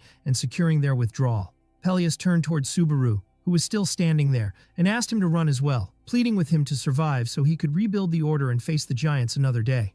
But Subaru interrupted him coldly while drawing his sword, which began to glow red, saying that this line should belong to him. Subaru walked steadily toward the army of giants, against the direction of the escape, leaving Peleus stunned and wondering what this stranger was doing. Subaru stopped and explained seriously to Peleus that he couldn't move freely and fight at full power with him there, giving him the choice to leave immediately or stay and die together in this place. Peleus refused the idea at first, shouting that he could never abandon a stranger and run to save his own skin, but Subaru ordered him not to force him to repeat himself. Finally, the commander agreed with a trembling voice, promising to go gather the remaining men and asking Subaru to hold out until then. Peleus took off running, shouting that he owed Subaru his life, begging him to stay safe no matter what. Subaru remained alone facing the giants, who approached with their terrifying faces and massive bodies. He rushed toward them with his black sword, declaring in a calm, firm voice that their opponent was now him. Subaru began moving at lightning speed between the giants' feet, landing precise and decisive blows. He managed to take down 2 giants quickly, and system notifications appeared, announcing their defeat and the acquisition of achievement points. As he fought, his inner thoughts admitted that despite this being just a test, the feeling of being the one left behind to sacrifice himself was something he hadn't gotten used to yet. Meanwhile, Peleus stopped for a moment and looked back toward the battlefield, sweat pouring from his face as an expression of anxiety and regret for leaving Subaru alone. The scene was terrifying, as crowds of giants surrounded Subaru from all sides, and stream viewers' comments began describing it as suicide, pointing out that the number was too high, and survival alone wouldn't be enough at this difficult stage. But Subaru was thinking of something else. He was thinking of Peleus, who was supposed to die in the original story, and realized that with his current strength, he might be able to save everyone and change this fate. 2 giants pounced on him at once, but Subaru prepared to block the attack. With a quick movement, he sliced through the body of one giant with his sword, prompting a message of enemy defeat and point acquisition. He continued fighting while system screens warned him that the cursed demon sword was draining his stamina, but in return, all his combat statistics were increasing. Subaru moved like a tornado amidst the giants, cutting them down one after another, telling himself they weren't that difficult if faced individually. But he realized the real problem lay in how long he could rely on the sword's power before his body collapsed. He decided to change his strategy to secure his field of view and locate the boss. Subaru jumped high into the air, using the giants' bodies as platforms to leap, and began beheading them from above. He pierced through their ranks with immense speed, leaving the smaller giants behind. He landed a powerful kick that shattered a giant's head, while viewers commented with amazement on the aerial combat style that was the specialty of Narukami Subaru. During the fight, the Wedge of Greed Level 2 skill worked to resist the side effects of the sword, and Subaru began to feel his HP and mental strength recover, admitting that good equipment makes a real difference. With the existence of an endless army of giants, Subaru clearly identified his goal. He must hurry and take down the boss before his body reached its absolute limits. The giant boss appeared suddenly with a terrifying smile and eyes radiating savagery, waving his massive weapon with the intent to crush everything in his path. The monster swung his giant club high, while Subaru looked incredibly tiny before him, yet he rushed toward him with full confidence. Subaru realized in that critical moment that if he didn't end this fight with one finishing blow, he would be the one to meet his end. Subaru gathered all his strength and rushed toward the boss, activating the special shield skill Lightning Bolt, hoping his plan would work. The sound of thunder roared through the area, and a massive bolt of golden lightning shot out to strike the battlefield violently, illuminating the dark sky. The electrical explosion paralyzed the surrounding giants, while Subaru seized the opportunity and pounced from the sky toward the boss, who was reeling from the shock. The boss screamed in anger and pain, cursing the humans. Meanwhile, Subaru plunged his cursed sword into its neck, continuing the attack even though the sword was absorbing his vital energy at a mad pace. Finally, the giant boss fell to the ground, a lifeless corpse. A system message appeared announcing the defeat of the giant seed and the clearing of the 5th survival stage, describing the event as an amazing achievement. Notifications followed, telling Subaru his level rose twice, and his strength, agility, vitality, and magic points increased as a reward for this overwhelming victory. The live stream comments ignited with astonishment as viewers wondered if anyone had defeated this boss before, only to be answered in the negative, confirming that this stage wasn't designed to be passed by combat at all, meaning a new opportunity had opened. Subaru looked at his exhausted body, lamenting his current weakness, as he had hoped to end the battle with one cool blow, like in comic books. But reality was harsher. The clouds began to clear and the surrounding atmosphere changed, while the remaining giants held their heads in clear confusion after the death of their leader. Subaru landed on the ground, panting heavily, realizing that the Wedge of Greed skill failed to fully resist the side effects of the cursed sword this time. Despite clearing the stage, Subaru was shocked by a terrifying truth. The monsters didn't disappear, because the rules state they remain until the test time fully ends. Subaru felt the imminent danger as the giants regained their consciousness and began turning their gaze toward him again, realizing that the loophole he exploited earlier had now turned against him. The situation was catastrophic. His power was fully drained, while the giants began surrounding him with their terrifying smiles, ready to pounce on him while he was helpless to defend himself. Suddenly, just as one of the giants was about to crush him, a devastating black and golden lightning bolt descended from the sky. The lightning struck Subaru himself, followed by a massive explosion of energy. The scene shifted to a distant and quiet place, a wooden cabin in the forest, where a woman sat outside enjoying the sunlight. Shigure came out of the cabin, asking about the reason she was sitting outside, to which she replied that the weather was beautiful and the air was clear. She looked at him with a calm smile, saying that enjoying these moments is the only thing possible right now. Shigure looked at the horizon seriously, agreeing with her opinion, noting that the time was almost up. They had only 1 year left at most. Shigure's features turned serious, confirming that it was time to finally end everything. Shigure noticed Rina was distracted by her device and commented that she always acts like this when matters become serious. Shigure asked her curiously what was occupying her attention on the phone, and she showed him the screen saying this. She showed him a picture of a masked person, telling him that this person calls himself Narukami Subaru. Shigure's eyes widened in shock, and he shouted the name Subaru, but Rina interrupted him coldly, saying it is obviously not the Subaru they know. Rina explained to him while showing the live stream that this is just a streamer, using the name Narukami Subaru, and is currently taking the second floor test, while the man stared at the screen in amazement as he saw the familiar fighting moves. Rina told Shigure seriously, emphasizing to her companion that if Subaru had truly survived that situation, Kazuki would have been erased from the tower long ago, so Shigure asked her what she meant by her words.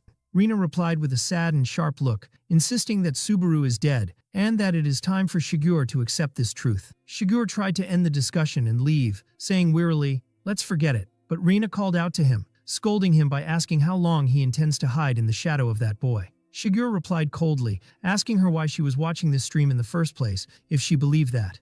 Rina answered that she was doing it to kill time, nothing more. Suddenly her eyes widened in astonishment as she stared at the screen, triggering surprise in Shigure, who noticed her reaction. Shigure looked at the screen in turn, becoming shocked as well, muttering in disbelief at what he saw. Back on the battlefield, a massive explosion of golden lightning roared, shattering the ground and blasting the giants in every direction. The dust cleared to reveal Subaru standing amidst an electrical aura, while a system notification appeared announcing his acquisition of the Thunder skill. Subaru stood with glowing red eyes, receiving 2,000 achievement points and options to continue the test or transfer, amidst the amazement of followers in the chat. Subaru wondered to himself in shock, realizing that this place was not supposed to be the location for learning this skill, while followers commented that defeating the giant boss was the secret condition. Subaru read the details of the rank A+ Thunder skill, which consumes health and magic, and while the giants were regrouping, he decided to thank God for his survival for now. Messages of completed quests and huge donations from followers reaching thousands of credits poured in, so he offered his thanks to everyone. With his balance reaching over 20,000, he remembered that he must offer a simple show of gratitude in exchange for these donations, so he prepared to resume fighting. The remaining giants roared with a terrifying sound and began rushing toward him. Subaru decided to show them something special, so he spent 20,000 credits at once to upgrade the Wedge of Greed skill. The system announced that Wedge of Greed Level 3 now resists the violent backlash of thunder, and while Subaru wanted to release the energy through his entire body, he decided to be cautious. He focused all the lightning energy into his right hand only, satisfied with this amount to control it. Subaru took off at lightning speed toward the crowd of giants rushing to face him. He gripped the unknown demon sword, which began radiating destructive lightning energy. He raised his sword high, declaring that the time had come to let loose a little, just like in the old days. He brought the sword down with immense force, creating a massive rift of red energy and lightning that tore through the enemy ranks. Subaru stood panting heavily, sweat pouring off him, cursing his miscalculation, as he should have saved some strength for the return. He looked around to see the corpses of giants scattered, realizing he had drained his energy completely in that strike. His body began to sway, and his sword sank into the ground to support him, when suddenly a group of armored knights appeared running toward him. Commander Peleus spotted Subaru falling, screamed in shock, calling out, "The Savior!" and rushed toward him. Subaru's exhausted body collapsed toward the ground as he drew his last breaths of fatigue. He saw Peleus running toward him with a panicked expression, so Subaru muttered to himself, calling him a fool for really coming back all this distance. At the last moment before losing consciousness, Peleus's hand reached out to catch him before impact with the ground. Hatsuka stared at her phone placed on the table in extreme tension, while the manager and her colleague, Song Hyun, stood behind her watching the situation in silence and confusion. The manager asked seriously if it was worth all this trouble, to which Song Hyun replied that he doesn't understand women's hearts and shouldn't be asked about that. Hatsuka buried her face in her hands in a state of despair and embarrassment, muttering that the situation was very bad. Her face began turning bright red as she thought about the message she sent, worried that it might have sounded too cold and overly formal. She began blaming herself for not adding more decorations or cute phrases to the text, fearing he might think it was just a dry business message. Song Hyun asked her sarcastically if she was in love with this person to act this way, so Hatsuka exploded in anger, explaining that it was just a business message, but the problem lay in a different context. Suddenly, she screamed with excitement, revealing her true nature, admitting that she was an obsessed fan of this person before being his potential manager, and couldn't stop herself from feeling nervous. The manager tried to calm her down, but he suddenly remembered the most important thing, which was the thunder skill that was previously possessed only by the legendary Subaru Narukami. Hatsuka confirmed enthusiastically that this title was now plural. Song Hyun expressed his happiness that they managed to keep their salaries somehow thanks to this discovery. The manager touched his chin in deep thought, acknowledging that it's no wonder no one had learned that skill before, confirming that this person deserves to be monitored closely. Suddenly, Song Hyun's phone beeped, and she screamed in pure joy, announcing that Subaru Narukami had read their email. But her joy lasted only a moment, as her features shifted to shock and total freezing when she discovered he read the message but didn't reply, making her stiffen in place as if turned to stone, while her colleagues commented with pity on her state. Elsewhere, specifically in a studio equipped with the latest technology, Hawkeye, the streamer specializing in analyzing player combat, prepared to start his stream. Hawkeye is famous for having sharp insight and deep knowledge of the streaming world, which enabled him to crush his competitors and secure an unshakable position in this field. He reviewed clips of many players and provided accurate analyses, including Kurokatwa Amon, who recently joined the Blue Zone, describing him as a dark horse climbing the tower at insane speed. Hawkeye reviewed photos of prominent players, pointing out that Kazuki, a member of the original Blue Eyes Guild, was among them, and that the spotlight had been on him recently. But today, his analysis would focus on the cross-generational legend, Subaru Narukami, emphasizing that whatever anyone says, the lightning skill belongs exclusively to this man. The live stream started and Hawkeye greeted his followers enthusiastically, announcing that they would focus today on the most controversial player currently. Hawkeye began watching the combat recordings, asking his followers not to judge hastily, but he was soon stunned by what he saw. Sweat dripped from his face as he stared at the screen, muttering in disbelief about the kind of focus this player possessed. He pointed out with amazement that this player had just learned the skill, yet used it at a level exceeding human capabilities. He explained to the viewers that Subaru controls the skill with extreme precision, placing exactly the amount of energy he needs into the sword, without wasting a single drop of power. Hawkeye confirmed that this precise control and perfect judgment of the situation meant he didn't make a single mistake throughout the fight, wondering where this monster came from, and noting that less than half the chat really understood the greatness of what they were watching. Hawkeye announced with total confidence that this boy would become a big name without a doubt, and that he would watch him from now on. Before ending his analysis, he remembered he almost forgot his brief closing comment. With a serious look and glowing eye, Hawkeye declared that, in terms of control alone, this new player might actually be superior to the original Subaru Narukami in his prime. Meanwhile, inside the break room in the tower, Subaru woke up on his bed panting. System messages appeared stating that the 6th stage was on standby and physical fatigue had been fully healed. Subaru decided to pause the attempt temporarily, as the system requires clearing the previous stage and having zero fatigue to do so, which he achieved, but he felt that his mind was still exhausted despite his body recovering. He grabbed his device and thanked his followers for watching, surprised that the viewer count had reached 742, wondering in amazement when the number rose that high. Subaru apologized to his followers, announcing that he would take a break for one day, and that the next stream would be the day after tomorrow. A system message appeared confirming Subaru Narukami ended the live stream, and he left the break room. Subaru arrived at the waiting area. While walking, he checked his phone to find an incoming message. The message was from Hatsuka, from the management department at Suiten Entertainment, thanking him for his time and offering him to check his messages, confirming their company provides full support for streamers and guarantees the highest profit ratios in the field. Subaru looked at the phone suspiciously, wondering if this was just random spam, finding the name Suiten Entertainment strange. The scene shifted to an outdoor cafe with a classic style, where Subaru sat sipping coffee and browsing his phone.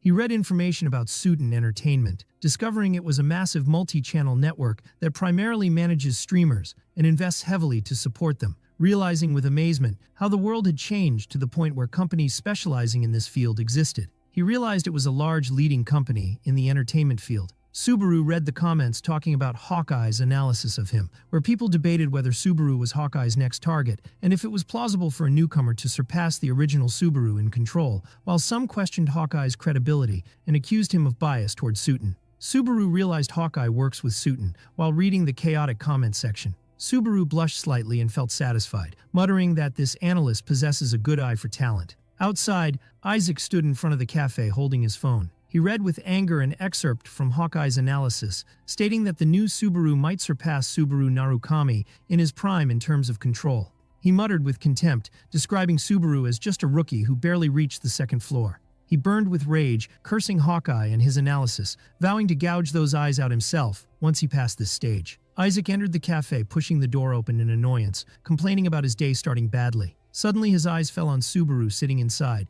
so he smiled sarcastically, wondering if this day was cursed, as everywhere he looked he found Subaru in front of him. Isaac walked deliberately, passing by Subaru's table, who was busy with his phone. He bumped into the table Subaru was sitting at with force on purpose, causing hot coffee to spill, entirely on Subaru's clothes, who jumped up from the heat. Isaac claimed innocence, saying it was his mistake, then pretended to be surprised upon seeing Subaru's face.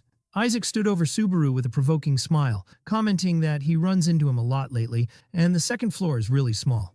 Then he rudely offered to buy him a new coffee, adding sarcastically that since Subaru is always broke, he should be grateful for this offer. But Subaru ignored him and walked away. Isaac called out to Subaru, ordering him to stop right there. Subaru stared at Isaac with a cold, sharp look, which angered Isaac, who didn't like that look. Subaru reminded him calmly that he warned him last time, wondering if he lost his mind to do it again.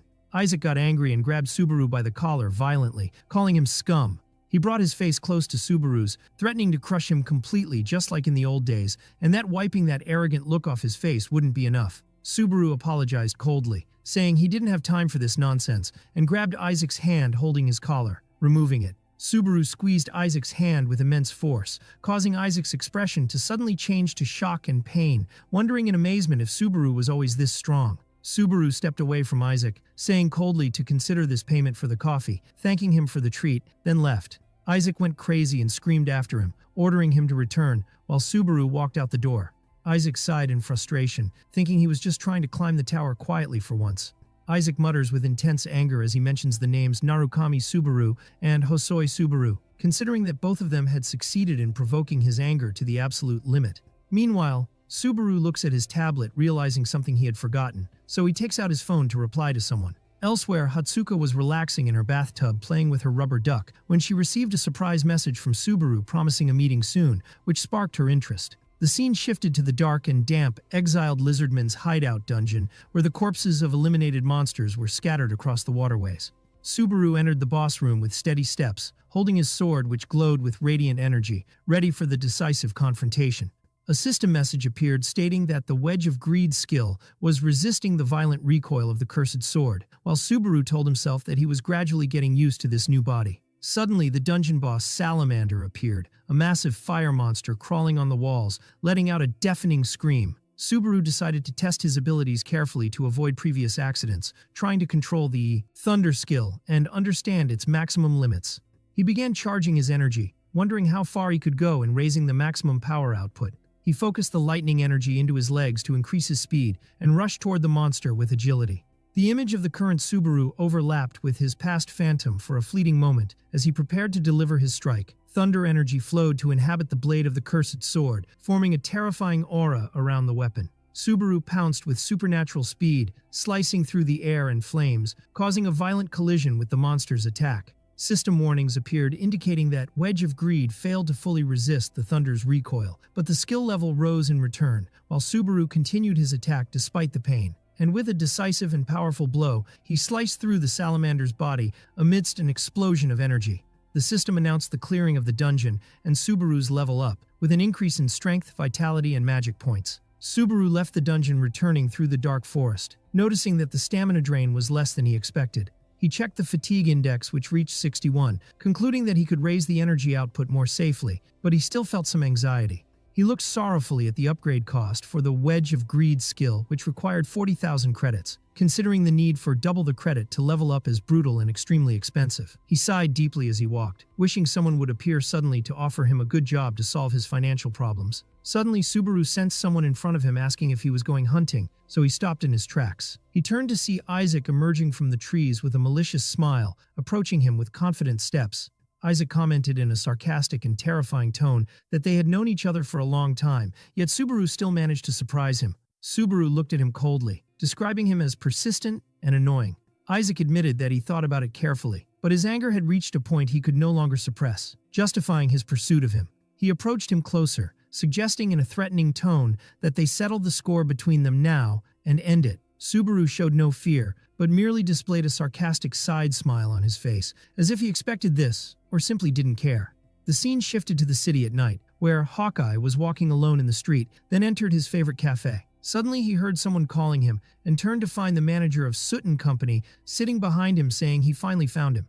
The two sat in a cafe, where Hawkeye welcomed the man saying he hadn't seen him in a while, and the manager asked him about how his live streaming work was going. Hawkeye smiles, explaining to his manager that viewer numbers are stable because the faces are almost the same. So the manager comments calmly while sipping his coffee that slow and steady growth is the healthiest and most sustainable. Hawkeye puts his coffee cup aside, asking his manager curiously about the real reason for this meeting, realizing that he didn't invite him just to drink tea. The manager reveals his purpose, asking seriously about Narukami Subaru, whom Hawkeye reviewed yesterday, and if he really meant that high praise.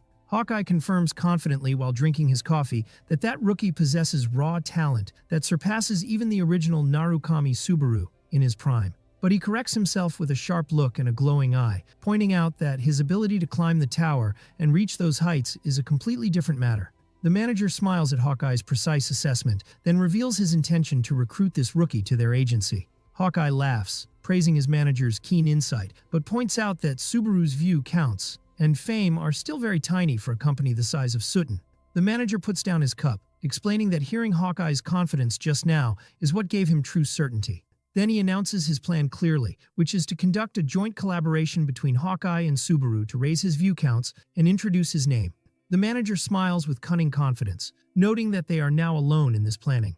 Meanwhile, in the middle of the dark forest, Subaru stands facing Isaac. Isaac mocks Subaru, considering his survival from the dungeon merely a stroke of luck for his ego, guessing that he fled quickly to avoid injury. He approaches him with a scornful look, warning him not to truly believe he has become the legendary Narukami Subaru, or dream of learning the thunder skill like him.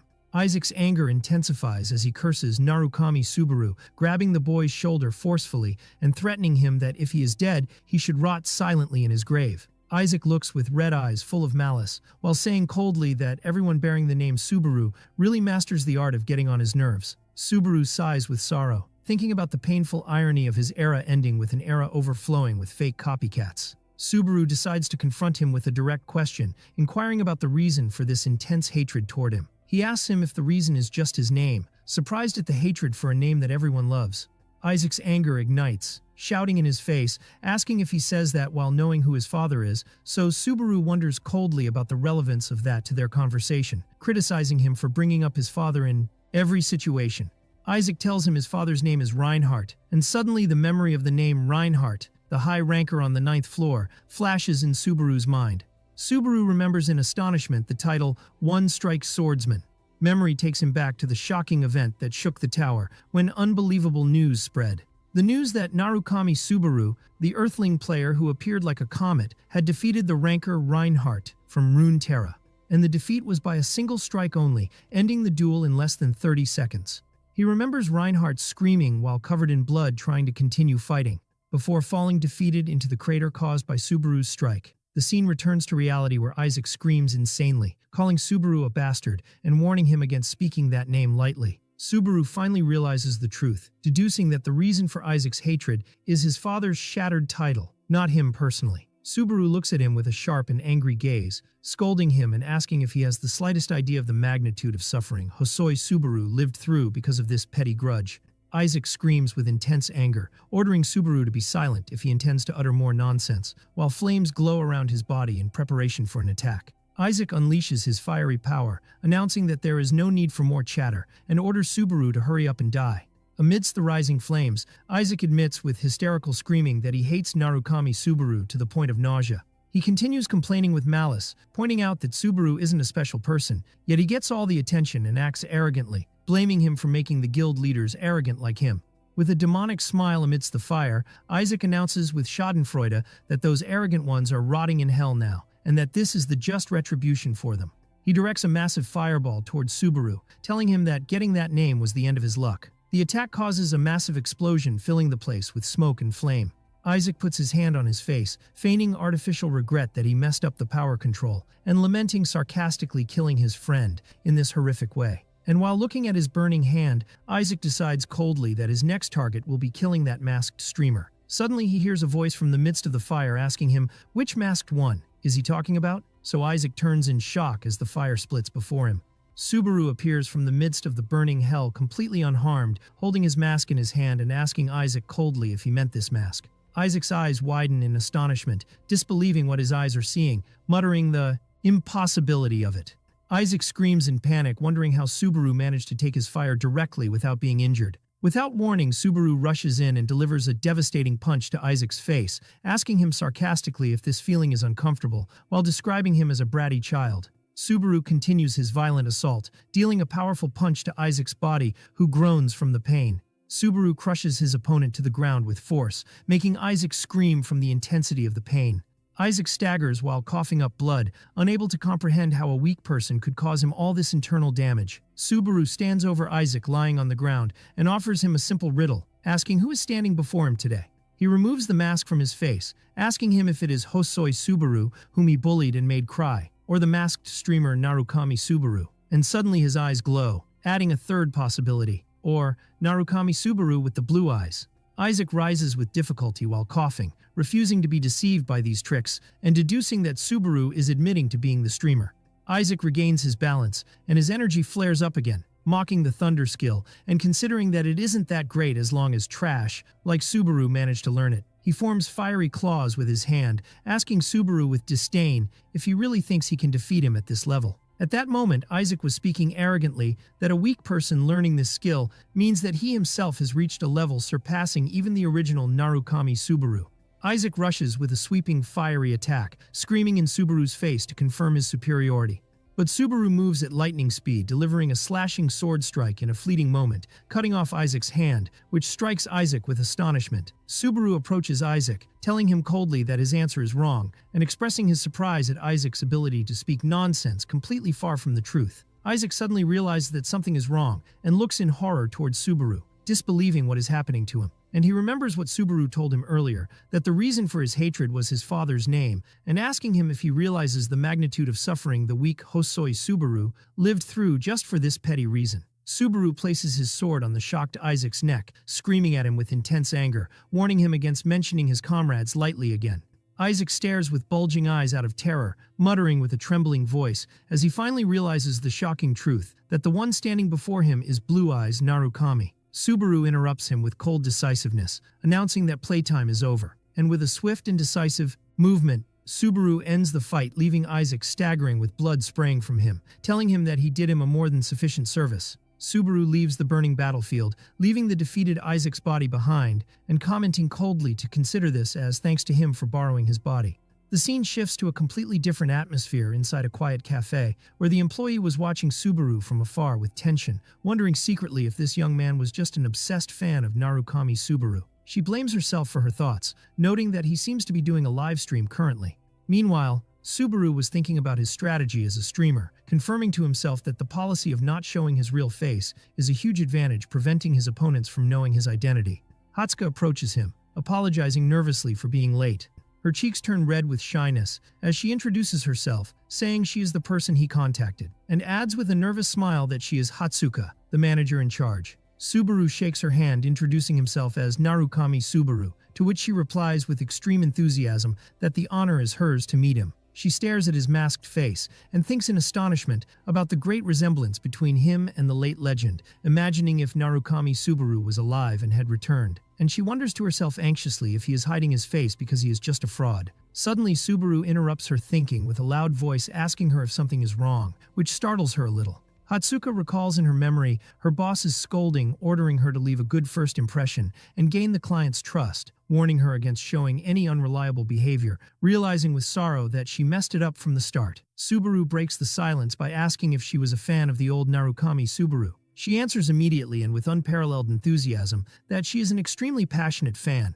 Subaru tries to calm her down, explaining that he isn't the real person, and points out gently that she looks younger than him. But she surprises him by saying she is a fan of him too. She explains to him enthusiastically that she has been following him since his viewer count was 0, and that she was his first viewer when he defeated the Bat and passed Greg's trial, then chose the Lightning trial bravely, which sparked her amazement. Subaru is stunned by the precision of her details, wondering honestly if she really was the first viewer, because she remembers events he himself had forgotten. He smiles under his mask, recalling how ignorant he was in those beginnings, and expressing his admiration that she was watching him back then.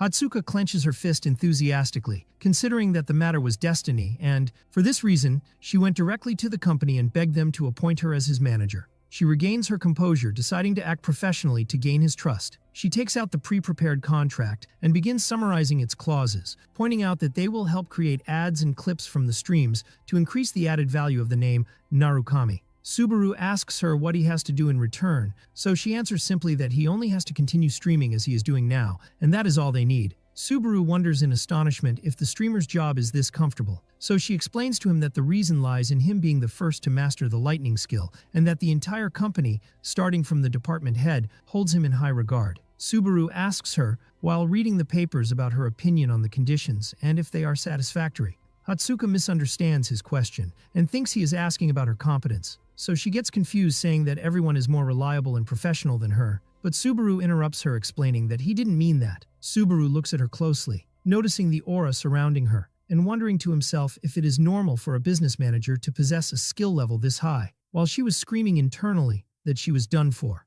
Subaru realizes the reality of his situation at that moment, deducing that the aura surrounding her means that the opponents he will face from now on will be much stronger, and that there is no time for rest, but rather he must maintain his pace. Hatsuka sits in the cafe with her face blushing severely from extreme tension, trying hard to convince herself of the necessity to leave a reliable and professional impression. But her thoughts clash anxiously about the possibility of Subaru rejecting the offer, to the point that she began thinking madly about forcing him to sign if necessary. And suddenly, Subaru appears in front of her, extending his hand to shake, which makes her jump from her place in panic and scream with unintelligible stuttering, and all the emotional stability she was planning for flew away. Subaru sits in front of her calmly and asks her politely to take care of him in the upcoming work. Hatsuka stares at his extended hand and his shining eyes from behind the mask, and instead of acting professionally, she grabs his hand while crying and screaming with excessive enthusiasm that she is the one who should be asking him that. Later, Subaru starts the live stream, and the system interface appears to announce the start of the broadcast, where the number of viewers immediately reached 703 people, while comments pour in welcoming Narukami and asking about the mask. Subaru notices the large number of viewers from the first moment, so he realizes intelligently that this sudden influx is the result of the advertising Hatsuka did and the pre-promotion. And without wasting time, he holds his phone seriously, announcing the start of the 6th stage titled The Legend. The scene shifts to a rainy and gloomy atmosphere in a night camp in the middle of the forest, where rain hits the tents and piled weapons. Inside the main tent, a number of armored knights gather around a planning table, and suddenly Commander Peleus asks about the whereabouts of the Savior. One of the knights expresses his frank doubts, considering it difficult to trust a person who isn't a knight, and pointing out the impossibility that an intruder who appeared suddenly could defeat the giant leader alone. The knight continues his skepticism, assuring his colleague that unless Peleus saw it with his own eyes, he might have been deceived, wondering if the monster was really the leader or just a small follower. Peleus gets extremely angry at his men's words, scolding them for speaking in this manner about his savior. And at that moment, the tent door opens for Subaru to enter, accompanied by Peleus's aide, who announces with a smile that the savior has awakened and arrived. Peleus rushes towards Subaru, welcoming him and telling him that thanks to him he is able to walk normally without assistance. The other knights watch Subaru with looks full of doubt and suspicion, whispering among themselves that he doesn't look strong, and that his mask raises suspicion significantly. Subaru notices their looks and hidden hostility, so he confronts them coldly, saying that it seems they don't believe he defeated the monster, or perhaps they simply don't want to believe that. And he remembers when Hatsuka explained to him that she adjusted the microphone frequency so that only the viewers on the stream could hear his voice, pointing out that this feature is very useful in boring situations like this, while Subaru seems impressed by this technology. Subaru gets angry at their way of dealing with him, and comments on the rudeness of their style of speaking to a person who saved them, while the live stream comments ignite with mockery of the knights and encouraging Subaru not to underestimate them. A knight with a gray beard and majestic appearance named Dale steps forward and extends his hand to shake Subaru, offering his thanks at the beginning. Subaru shakes his hand, but he feels immense pressure in the old knight's grip, who tells him sorrowfully that he was protecting the village, but everyone was trampled and crushed. Subaru asks him in astonishment about the word trampled, so Dale answers with dark and terrifying features that it was done by that man. Subaru stares into Dale's eyes with complete seriousness, asking him if there is an existence more dangerous and stronger than the giant leader he defeated, so Dale answers with confidence and brevity in the affirmative. Dale begins narrating an ancient legend, explaining that the real giants who waged war against the gods in the past were sealed and disappeared. And he points out that the giants currently present in this region are nothing but pale remnants or shadows of those original giants. But he corrects himself with horror, explaining that the leader who appeared after the giant Subaru killed was different, for he was very close in power to the giants of legends, expressing his astonishment that such beings remained until now. The stream comments ignite with shock, as viewers wonder if this means the 8th floor level, and how something like this can be defeated. Subaru announces firmly that they have no choice but to defeat that thing, so Dale comments with a sarcastic smile on Subaru's excessive confidence. The knights look at Subaru nervously, while one of the knights comments coldly that they are in a position forcing them to ask for help, but this request of theirs is impossible to fulfill. He adds sharply that they only say that because they haven't faced that thing face to face yet. Peleus interrupts him with a sudden scream, speaking of an ancient legend about Millennium Mountain, rising at the peak, where a fragment of lightning is hidden there, and that he believes Subaru is the only one capable of finding it. Memory reviews a horrific scene from the past, where fire consumes everything, and humans run in panic and chaos, trying to survive the onslaught of the giants. Amidst this hell, a giant with long hair and a terrifying aura appears, standing proudly amidst the destruction as he addresses his son, Vidal. The knights try desperately to fend him off, and one screams in terror, asking him to stop, but the giant grabs a knight with his massive hand without mercy. With a savage look, the giant crushes the knight's body in his hand to death, coldly announcing that he will send his son Vidal to rest with the flowing human blood. High up, far away from the giant, Subaru's golden eye glows as he watches that scene from a distance, while the live stream comments ignite with astonishment at the size of this monster and whether it is a real giant. Subaru mounts his horse and speeds off amidst the violent rainstorm, realizing with seriousness that this test isn't joking, but is actually trying to kill them. Subaru recalls his previous conversation with the knights, where Peleus told him that the giants would arrive in 3 days, and they advised him to flee if he couldn't find the lightning by then to save his life. Subaru continues riding his horse toward the towering Millennium Mountain, telling himself that the power of lightning is essential and indispensable to defeat the giants, and that it might be the only key to surviving this ordeal. A system window appears before him asking if he wants to retry, to which he answers with a decisive no, announcing confidently that there is no test in this tower he cannot clear. Subaru suddenly realizes that he accidentally used a famous old phrase, while the comments catch it immediately, pointing out his overconfidence, and that they had heard this line before. Quests pour in on him from the viewers, where Safe Origin offers 3,000 credits, making Subaru feel relieved that he wasn't fully exposed despite his slip of the tongue. He pulls the reins and takes off with his horse, breaking through the heavy rain and rough terrain. He finally arrives at the foot of the mountain, dismounts, and looks at the rocks, confirming to himself that the lightning fragment is hidden in this place. Subaru touches the cold rock wall with his hand, contemplating the massiveness of the mountain before him. Memory takes him back to the dialogue with Peleus, who explained to him that the lightning fragment is something mentioned in legends, but no one knows its true nature, whether it is a special power, a tool, or even a person. Subaru remembers asking how to obtain it, and Peleus's frustrating answer that they only know the mountain's location and the inherited legend. But Peleus confirmed one thing with certainty. The person who held the lightning in the past was the one who exterminated the giants. The scene shifts to Hatsuka's house, where Hatsuka jumps with joy, screaming that the contract has been finally signed. Her boss laughs happily on the phone, commenting that Hatsuka has finally become someone reliable, while she dances in the office celebrating this achievement. Hatsuka talks on the phone, wondering happily if this means she is receiving praise, and her manager tells her there is something he would like to discuss soon regarding a meeting with Hawkeye, but she hangs up the call quickly.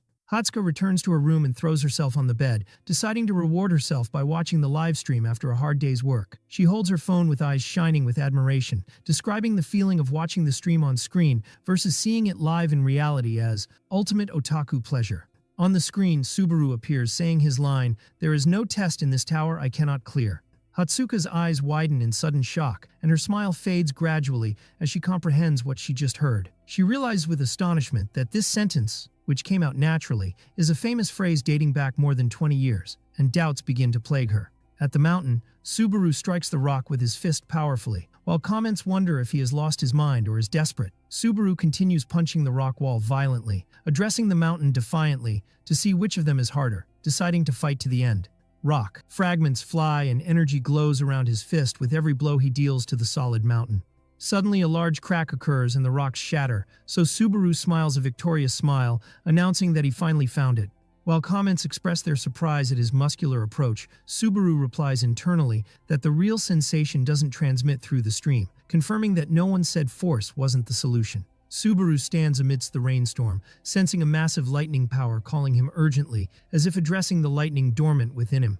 He finds himself before a giant metal gate decorated with ancient engravings, and it seems that what lies behind this door is the source of that power. While followers in the stream wonder about the hugeness of the door and how to open it without a key, Subaru decides simply that the solution is to smash it. Subaru activates the Wedge of Greed skill at level 3 to resist the recoil, while he begins generating lightning in his fist, in preparation for the attack. Black and golden energy gathers around his hand, and Subaru feels that the real test will take place inside, so he decides to answer the call of power summoning him. He focuses his energy fully, responding to the voice the lightning is screaming at him, and with a swift and powerful movement, he directs a destructive punch toward the metal gate, announcing his response to the call. A massive energy explosion in golden color fills the place, causing a huge boom.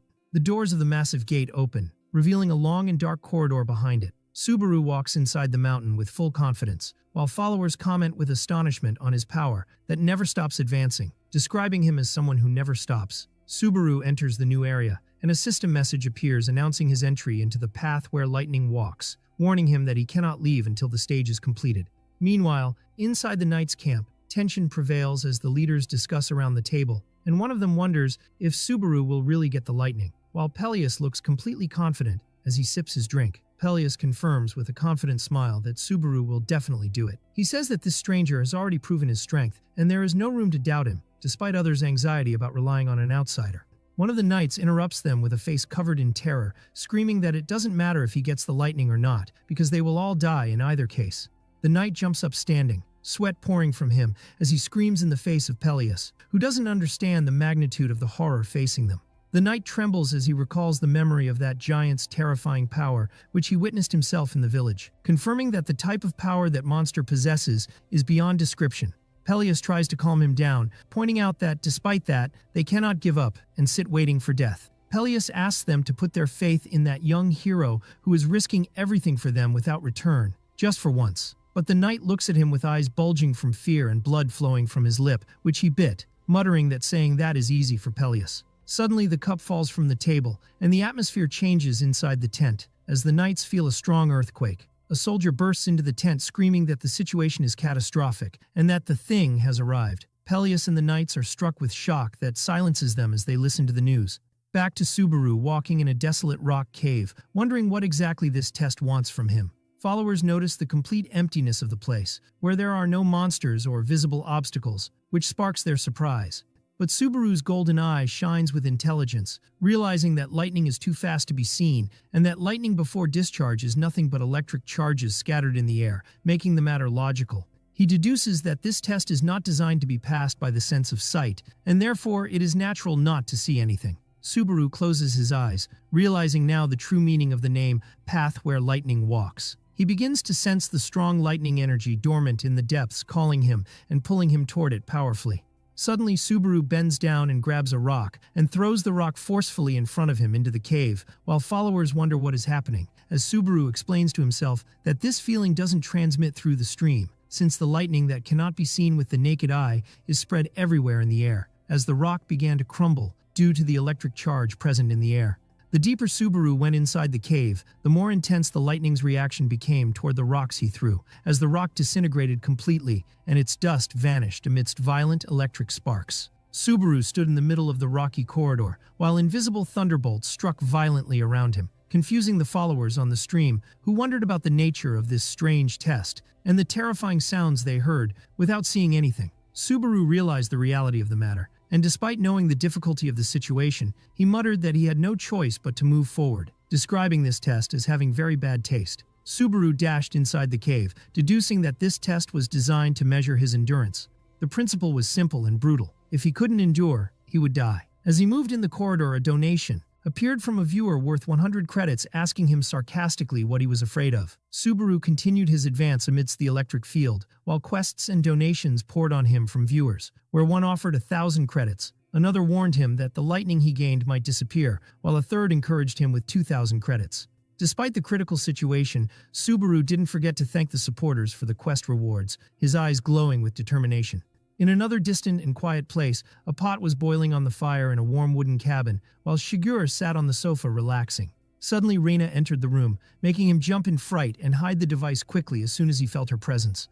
Reina looked at him with a sly smile, asking him the reason for hiding the device and accusing him of watching inappropriate things. Shigur stammered, trying to deny, claiming he wasn't hiding anything and his eyes were just tired, but Reina didn't seem convinced. She sat beside him on the sofa, hinting sarcastically that hair grows faster when doing those things, causing Shigur to scream in her face, asking her to stop saying strange things. Reina began eating a piece of bread, telling him she stopped watching the stream since he asked her to, but she can't stop herself. Then Shigur asked her what she intended to do here. Reina turned her body toward him, questioning his tense reaction disapprovingly and asking if her presence prevented him from relaxing, when suddenly Subaru's voice came out of his phone saying he would endure it and do his best. Shigur screamed suddenly in her face, saying she didn't have to say that in such a provoking way. Reina put her hands on her ears, complaining about his sudden scream that almost burst her eardrum, while Shigur tried to hide his device again, telling her not to mind him, after putting the phone on silent mode. Reina looked at him with suspicion and astonishment, noticing he was acting with unusual stubbornness, describing him as a weirdo. Reina got up from the sofa, announcing with boredom that this situation was annoying, so Shigur asked her anxiously where she was going. Shigur tried to keep her, offering her to stay longer and eat bread or even lie down, in a desperate attempt to distract suspicion from him. But Reina left the room and closed the door behind her, so Shigur sighed in extreme relief, muttering that he almost got caught. Shigur took out his tablet, which was displaying Subaru's live stream, talking to himself that if she knew he was watching the stream, she would raise hell and wouldn't sit down, and he didn't even want to imagine that. Shigur looked at the screen with sad features, confirming to himself that even if positions were swapped, the real Subaru would never have forgotten them. Subaru appeared on the screen explaining the deadly nature of the test, so Shigur smiled, noticing that this streamer's personality and way of speaking resembled the old Subaru exactly. Subaru thanked the followers for the rewards, so Shigur commented to himself that the only different thing was that the old Subaru wasn't obsessed with collecting credits in this desperate way. Shigur laughed softly, wondering what this strange situation was, and suddenly a hand was placed on his shoulder from behind. Shigur turned to see Reina standing behind him with a terrifying smile, asking him coldly if he really thought she didn't notice.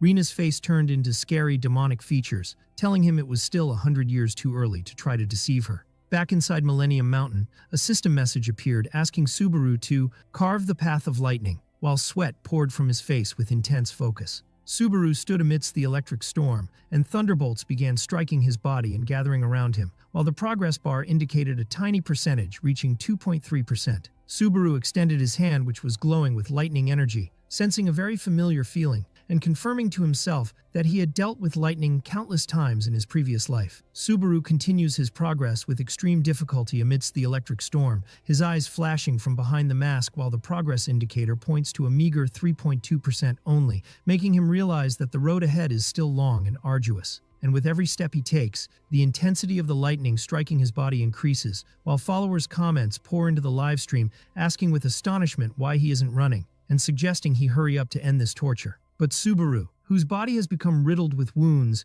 and under immense pressure, decides to ignore the chat completely, realizing he won't be able to read comments from now on due to his critical condition. Subaru extends his hand toward the electrified void, telling himself that merely reaching the finish line is a given for him. But his ambition exceeds mere survival or finishing. Energy glows around his body as he resolves to use this situation to achieve a greater and higher goal than everyone expects. The scene shifts to a luxurious office, where Hawkeye sits in front of multiple screens watching the stream. He remembers his conversation with President John when he suggested he collaborate with Narukami Subaru, Hawkeye wondering to himself how long it has been since John managed a project himself. In his memory, John reminds him of his standing rule. In the world of broadcasting and entertainment, effort constitutes only half the work, while the other half depends on evaluation and status. Hawkeye interrupts him arrogantly, explaining that the identity of the family a person belongs to and players present in their era are what determine true popularity. John agrees with him, but points out smartly to an important point, that Narukami Subaru's streams don't look like random chat with fans, but resemble greatly the vlogs of veteran players. John adds that despite Subaru being a beginner in the streaming world, all Hawkeye needs is to present his usual content in a commentary viewer style. John suggests enthusiastically that this might be a real irreplaceable opportunity, advising Hawkeye to ride the rising comet. Hawkeye's eye shines with ambition as he thinks about becoming a star shining side by side with Subaru. Memory takes him back to his moments of weakness, when he was told he ran away because he wasn't confident in his ability to climb the tower, while he was screaming inside that he wanted to become greater than anyone else. He imagines himself looking at the star-studded sky, dreaming of being one of them, and how he reached his hand toward the vast space, wondering with sorrow and doubt if he could really become like those legends. The young man returns to his reality, suddenly screaming in panic and astonishment at what he sees on the screen, to the point that he almost fell off his chair. He stares at the screen with bulging eyes and sweat pouring from him, disbelieving what Subaru is doing, screaming a rhetorical question, asking if this person was sane. Inside the cave, Subaru screams in pain as lightning strikes his body with extreme violence, turning the place into hell. Subaru staggers with blood flowing from him, while the electric bombardment continues relentlessly, tearing his body and putting his endurance to the ultimate test. Despite the excruciating pain, Subaru stomps the ground with his foot powerfully, refusing to fall and continuing to advance stubbornly. Subaru realizes the reality of this test. The stronger the lightning, the deeper it penetrates his body. While surrounded by a massive electric aura, he decides that this amount of energy must be enough to execute what is on his mind. Energy lines begin to appear inside his body, as the system explains that the smallest meridians, pathways, throughout the body, including the Ren and Du channels, have begun to fill and flow with lightning, until it reached his heart, which began to glow. The progress indicator jumps suddenly to 20.7%, while a neural map of Subaru's body appears showing the energy flow, and the system announces that the activation of micro-meridians is in progress. Energy materializes around him visibly, and a message appears stating that lightning is settling inside the body, leading to an increase in magic by 1 point. Subaru clenches his glowing fist tightly, swearing to master this power whatever the cost. Subaru explains to himself that the Ren and Du channels are the central pathways of the body, while micro-meridians refer to the small vessels connecting the entire body. Subaru walks amidst the storm with energy flowing through his entire body, as opening the micro-meridians means internal energy has reached every corner and nook in his body. Subaru realizes that the original Hosoi Subaru's body never underwent micro-meridian purification before, so he is now taking a violent shortcut using lightning to purify it forcibly, leading to the appearance of a new negative status, which is electric shock. Usually the body purification process is done using one's own mana, and gradually, but relying on external lightning to do so, facilitates the process on one hand, but brings with it unimaginable pain on the other. Subaru staggers amidst the storm, his body trembling from the continuous shock, while his blood splatters on the icy ground, trying to withstand this massive physical torture. Meanwhile, in Hatsuka's dark room, Hatsuka sits staring at her phone screen in astonishment, unable to look away from what is happening in the live stream. Her eyes widen in shock when she realizes the truth of what Subaru is doing, muttering in amazement that he is trying to open micro-energy meridians in this place and in this suicidal way. She realizes that attempting to move the body and relying on an external force instead of internal mana or self-energy is an act of madness. She puts her hand on her head nervously, realizing that the pain resulting from that must be beyond human capacity to endure, and that most people wouldn't even be able to remain seated, but would faint 10 times in a row from the intensity of the pain. Although death in the test doesn't affect reality, she knows for certain that the pain Subaru feels now is completely real, as if he were in the real world. She bites her lip with anxiety and confusion, wondering about the reason driving him to go to this extreme limit of torment. The scene returns to Subaru, where the system indicates that the progress in activating micromeridians has exceeded 50%, while his lightning-surrounded foot continues to advance slowly and heavily. Under the weight of the pain tearing his consciousness, Subaru begins to hallucinate, casting blame on himself and muttering that everything that happened was his fault, and that he is the person who caused the death of them all. The image of the electrified cave faded to find himself suddenly amidst a snowstorm, regaining an old memory where he stood before his comrades, declaring with excessive confidence, assuring them that he always said there is no test impossible to clear. The faces of his old comrades, Shuhei, Soya, Kei, Yori, and even Shigure and Reina, appeared before his eyes, standing behind him with confident smiles, recalling the memory of his arrogant talk to them when he asked them not to worry, confirming that he is the one who will win in the end. Soon that memory overlapped with painful reality, so Subaru began blaming himself bitterly, certain that things wouldn't have turned out this way if he hadn't uttered those reckless words back then, and if he hadn't pushed them to risk due to his excessive confidence and blind arrogance. The result would have been completely different, and none of them would have had to die on that ominous day. Suddenly, Kazuki appeared before him with a blood-stained face, wearing a sarcastic smile, addressing him with extreme mockery, confirming that they actually failed and attributing the reason to being full of arrogance and self-importance. Subaru screams amidst the storm with lightning surrounding him, admitting with a voice full of pain and regret that everything that happened was entirely his fault. He falls to the ground exhausted, extending his trembling hand toward the void, while his mind continues to torture him with those images. Suddenly, the scene changes completely, and Subaru finds himself walking in a sunny green field under a clear blue sky, wondering in astonishment about his location. A gentle wind blows, caressing his hair, while he sees a group of people sitting under a large tree in the horizon. His eyes widen in amazement as he recognizes them one by one. Shuhei, Soya, Kei, Yori, and even Shigure and Reina, all sitting together peacefully. Subaru runs toward them quickly, wondering with eagerness and hope if all that nightmare and death was just a bad dream. He looks toward his comrades with a bright smile and teary eyes, confirming to himself that this must be the true reality. He puts his hand on his comrade's shoulder, consoling himself that everything he saw was a truly gross nightmare, and asks them to listen to him about the type of that dream, while one of his comrades calls him by his name, Subaru. But suddenly, the comrade's features change to become terrifying and distorted, while they scream in his face with a direct accusation that he truly led them to their doom, and one of them tells him he didn't want to die. Subaru retreats in extreme horror, calling their names with a trembling voice, disbelieving this sudden transformation. Shino appeared before him with a torn body and began scolding him bitterly, reminding him of all the big heroic words he said, then asked with pain about the reason he didn't protect them after that. Subaru stares at her terrifying face and bulging eye, whispering her name in shock. The scene turns into a real hell, where the corpses and souls of his comrades surround him from every side, and fire burns around them. Their terrifying and painful screams rose, begging and appealing to him for survival, expressing their extreme fear and refusal to die. Amidst that, Subaru was screaming in panic, while drowning in this massive flood of blame and psychological torture. Subaru screams with features filled with despair and horror, reaching his hand out towards the phantoms of his comrades drifting away from him, begging them not to go and to wait for him. But his screams are lost in the void, and he falls to the ground in despair, while the echo of his final pleas resonates in vain. Subaru suddenly returns to his reality inside the test cave, kneeling on his knees, panting heavily with blood flowing from his mouth, realizing that what he just saw was nothing but a hallucination resulting from the process of opening the micro-energy meridians, and that he almost fell into a fatal state of chi deviation that shatters the mind.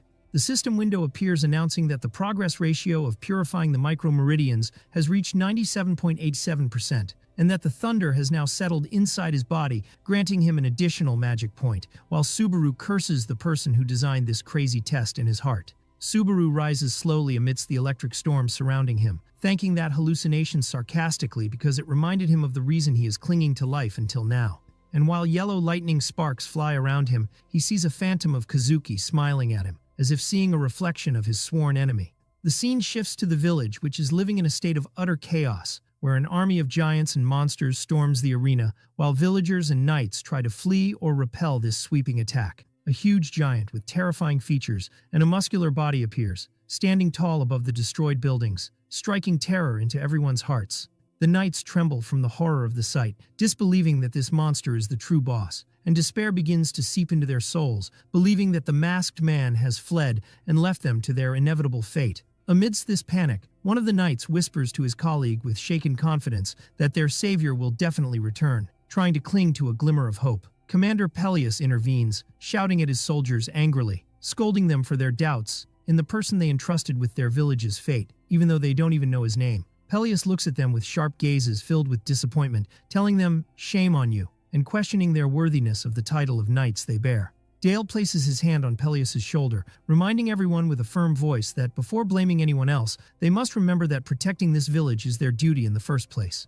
He draws his sword, which radiates blue energy, declaring wisely that knights are not the ones to be protected, but they are the ones who provide protection to others. Dale rushes courageously towards the battle, calling on his men to die today as true knights, while Peleus and the rest of the soldiers follow him with war cries. The scene returns to Subaru inside the test, where the system indicates that progress has reached 99%, while the density of the yellow lightning enveloping his entire body intensifies. Subaru spots a glowing ball of golden energy floating in front of him, and immediately realizes, despite not knowing what it is, that this is the final goal of the test. His fatigue index rises to 97, and his eye bleeds from behind the mask, but he continues to push himself to take just one final step. Subaru rushes with a powerful jump towards the target, ignoring the red system warnings alerting him of the need to recover his energy and that any additional activity poses a fatal risk to him. In the village battlefield, an armored foot strikes the ground powerfully, announcing the knight's entry into a direct clash with the giant boss. The old knight Dale moves with speed and agility disproportionate to his age, dodging the monster's attacks and approaching it with his sword. Dale delivers a precise and fast strike, leaving behind a trail of blue energy. The giant screams in pain while Dale continues his sweeping attack, tearing through the beast's body with high skill. At that decisive moment, Peleus screams, asking Dale to leave the rest to him, rushing with all his might towards the staggering beast. Peleus jumps high into the air, aiming his sword towards the giant's weak point. And with a final decisive movement, Peleus splits the giant's body with successive sword strikes, saturated with energy. The beast roars with its last breath while its blood scatters in the air, and its massive body falls to the ground defeated. Joy spreads among the soldiers who scream in victory, cheering that Sir Peleus and Sir Dale have finally managed to take down the beast. The soldiers rush toward the giant's lifeless corpse, stabbing it with their swords in anger and vengeance, cursing the filthy monster, and praising the heroism of Sir Dale and Peleus. In the battlefield, the knight Peleus breathed a sigh of relief looking at the giant's corpse, thinking that the greater danger Dale warned them about had passed, and they could finally relax. But Dale interrupted him with a terrifying tone, denying that. Peleus looked at him in astonishment, as Dale confirmed to him with features covered in anxiety that the monster they just killed is not the intended one. In the back, the rest of the soldiers were exchanging laughs and congratulations, believing the matter wasn't that difficult, thanks to the prowess of Sir Dale and Sir Peleus. And while one of the soldiers was talking enthusiastically about eliminating the remaining small giants and finishing the mission, a giant hand descended from the sky suddenly to crush the soldier, and the ground beneath him in a single moment, turning the place into a pool of blood. Peleus and Dale froze in their places from the horror of the shock, and Dale shouted in terror, staring at the massive entity that appeared before him, confirming that this is the real monster. Peleus screamed with a trembling voice, warning that the level of this giant is completely different from anything they faced before. Meanwhile, inside the lightning test, the progress indicator was pointing to 99.99%, while Subaru extends his hand amidst the golden storm to grab the energy ball. He grabbed it tightly with eyes glowing with anger, vowing to make his opponents apologize to him in hell, as the system announces the completion of progress to 100%. Subaru stood amidst the explosive aura, directing his threat to Kazuki, and swearing to take his head with him as a souvenir. The golden lightning energy exploded violently, flooding the place with bright light. Subaru stood panting heavily, whispering that it was finally over. System notifications appeared announcing the completion of Micro-Meridian's purification, and an increase in magic amplification rate and skill activation speed by 20%, in addition to increasing all stats by 2 points. Subaru grumbled wearily, addressing the test that if he had taken one more hit, he would have died, scolding the system for not warning him beforehand. Subaru fell on his back on the shattered ground, losing his strength, while the system announced clearing the 6th stage, the legend, successfully. In the Suiten company office, the manager was watching the screen with intense focus, muttering that Subaru is pushing himself too hard as he sees his health indicators collapsing. The manager tapped his finger on the desk, concluding with regret that this boy is not fit to be a streamer. Suddenly his phone rang, answering it to find Hawkeye on the other end, asking him enthusiastically if he had just watched Narukami's stream, describing it as madness. The manager asked Hawkeye to calm down and explain the reason for this excessive enthusiasm, to which the analyst replied with confidence that this boy will become a true star. Hawkeye leaned back in his chair, explaining that he will succeed as a player and as a streamer simultaneously, pointing out that he always considered the original Narukami a player more than a content creator. He explained that this is exactly what the viewers want, a copy of Narukami that is closest to the original, confirming that the true legend was not a streamer but a warrior.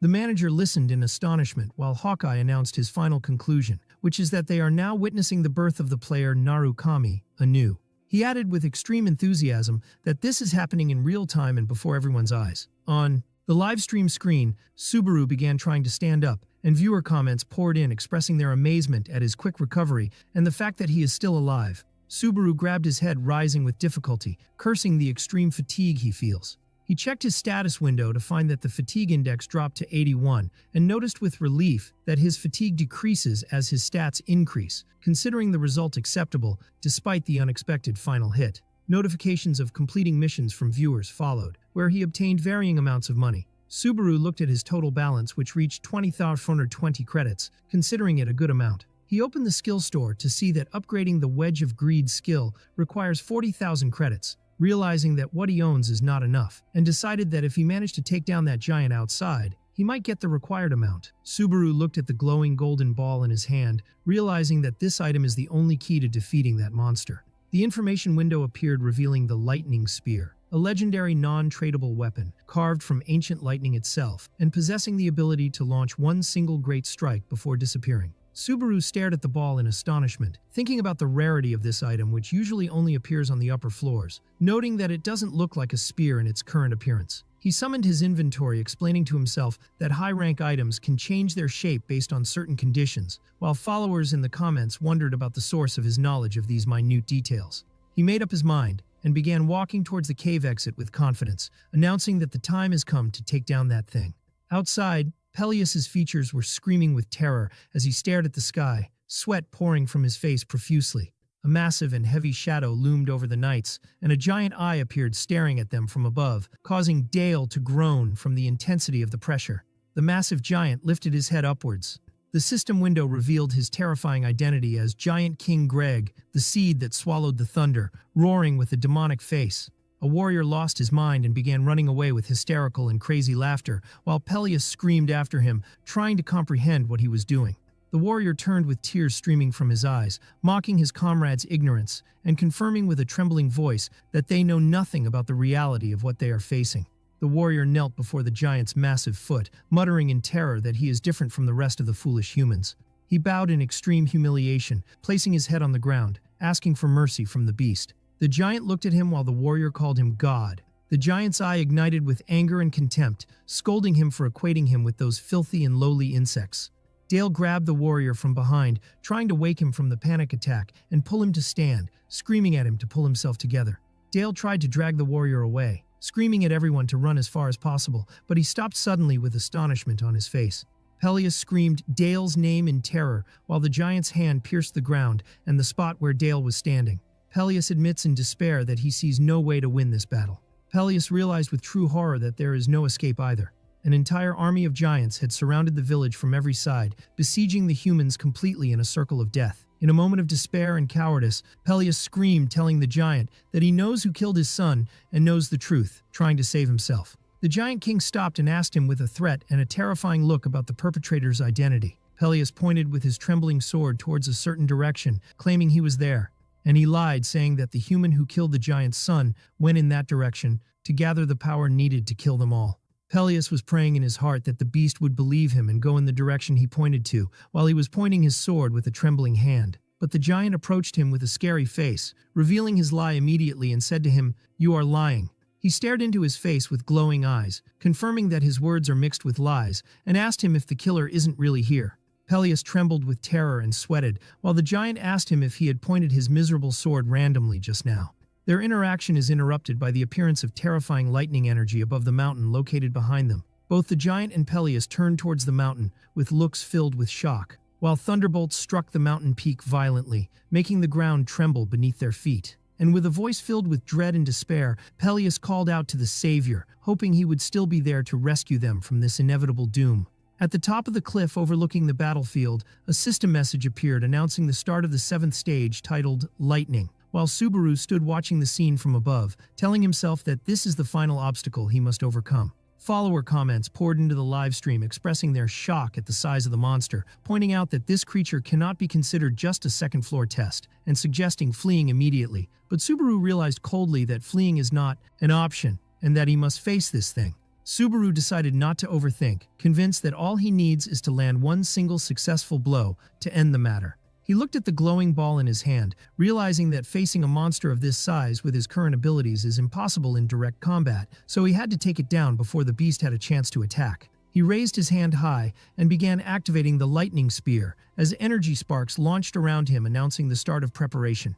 A massive column of golden light launched to split the sky, while the spear's energy began to gather slowly and with intense focus. And as the activation rate reached 10%, his fatigue indicator rose suddenly to 84, and Subaru's body began to scream in pain under the weight of the massive energy he is trying to control. And despite the level 3 Wedge of Greed skill attempting to resist the violent recoil, the system announced the failure of resistance and the weakness of the effect, while the activation reached 33%. The physical pressure increased terrifyingly, as fatigue rose to 88, and blood began to flow from Subaru's hand and mask, realizing bitterly that his current skill level is too low to handle a legendary tool like this. And with activation reaching 50%, he had no choice but to endure and hold on, while followers noticed his continuous suffering since obtaining the lightning power, describing the scene as repetitive and painful. Below, the giant noticed the bright flash of light above, and followers wondered sarcastically if the beast had noticed, confirming that even a blind person could see that revealing light. Subaru admitted to himself the truth of their words, for after all this dazzling display of energy, it would be very strange if the enemy didn't notice him. While the activation reached 78.5%, the giant turned slowly towards the source of the light and stared directly at Subaru standing on the summit, whispering with a voice filled with malice that he is the person who killed his son. The giant confirmed the identity of his son's killer as his features turned into a terrifying grimace, and he began heading towards Subaru. The giant ignored the knights in front of him and began moving towards the mountain, so Peleus screamed at him, trying to draw his attention and confirming that his enemy is the knights, not someone else. But the giant paid him no mind. The beast continued his walk, causing massive destruction, while Peleus realized with horror that the villagers are in imminent danger due to the movement of the rest of the giants towards them. The giant walked with heavy steps that shook the ground, speaking in a tone dripping with pain and anger about his son Vidal. He remembered the suffering his son went through and how that suffering cannot go in vain. He continued crushing everything that blocked his path from trees and rocks, heading quickly towards Subaru. The giant screamed with a resounding voice, threatening to return every atom of pain and suffering to his son's killer, his eyes burning with the fires of revenge. Above, Subaru was watching the giant's approach while the lightning spear preparation rate reached 88.5% and sparks flew crazily around him. Subaru assessed the situation quickly, realizing that his success rate is only 50%, while followers wondered in amazement how to hit a target with this speed and power, warning that a mistake means immediate death. Subaru focused all his senses on his target, telling himself that the matter is nothing more than hit or miss, and repeating a precious piece of advice, which is not to take his eyes off the target. At that moment, his memory overlapped with the image of his comrade, giving him the same advice with complete seriousness.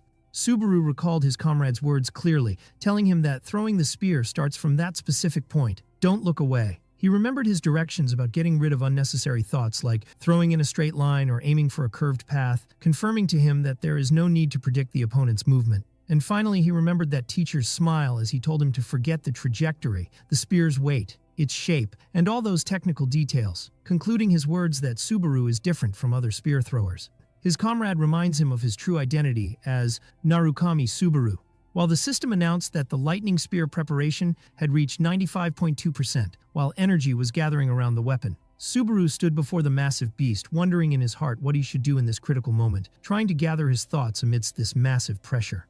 At that moment, Subaru remembered his comrade's words in the past, who told him clearly that this weapon is not a normal spear to throw in the traditional way, advising him simply not to just throw it, but to explode it and unleash its energy. In reality, the Giant King was rushing towards him with insane speed, while viewer comments ignited with panic, wondering what Subaru is doing and why he is hesitating, and demanding him to throw the spear immediately before getting crushed. But Subaru ignored all the noise, focusing his gaze on the target and muttering that he needs to wait a little longer. The giant continued his terrifying approach, while Subaru watched with patience and steadiness that was enviable. Finally, the preparation process completed to 100% and the system announced that readiness was fully done. Subaru realized he has only one chance, and that he must settle the matter with one single strike that accepts no error. And with the beast reaching a very close distance, opening his jaws to swallow him, Subaru decided to end everything with one finishing blow. Subaru launched the spear, turning into a massive beam of golden lightning. The beam penetrated the giant's head with destructive force.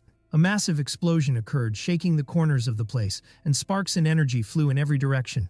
In his final moments, the giant's eye widened in shock, and he muttered his son's name, Vidal, seeing his inevitable end.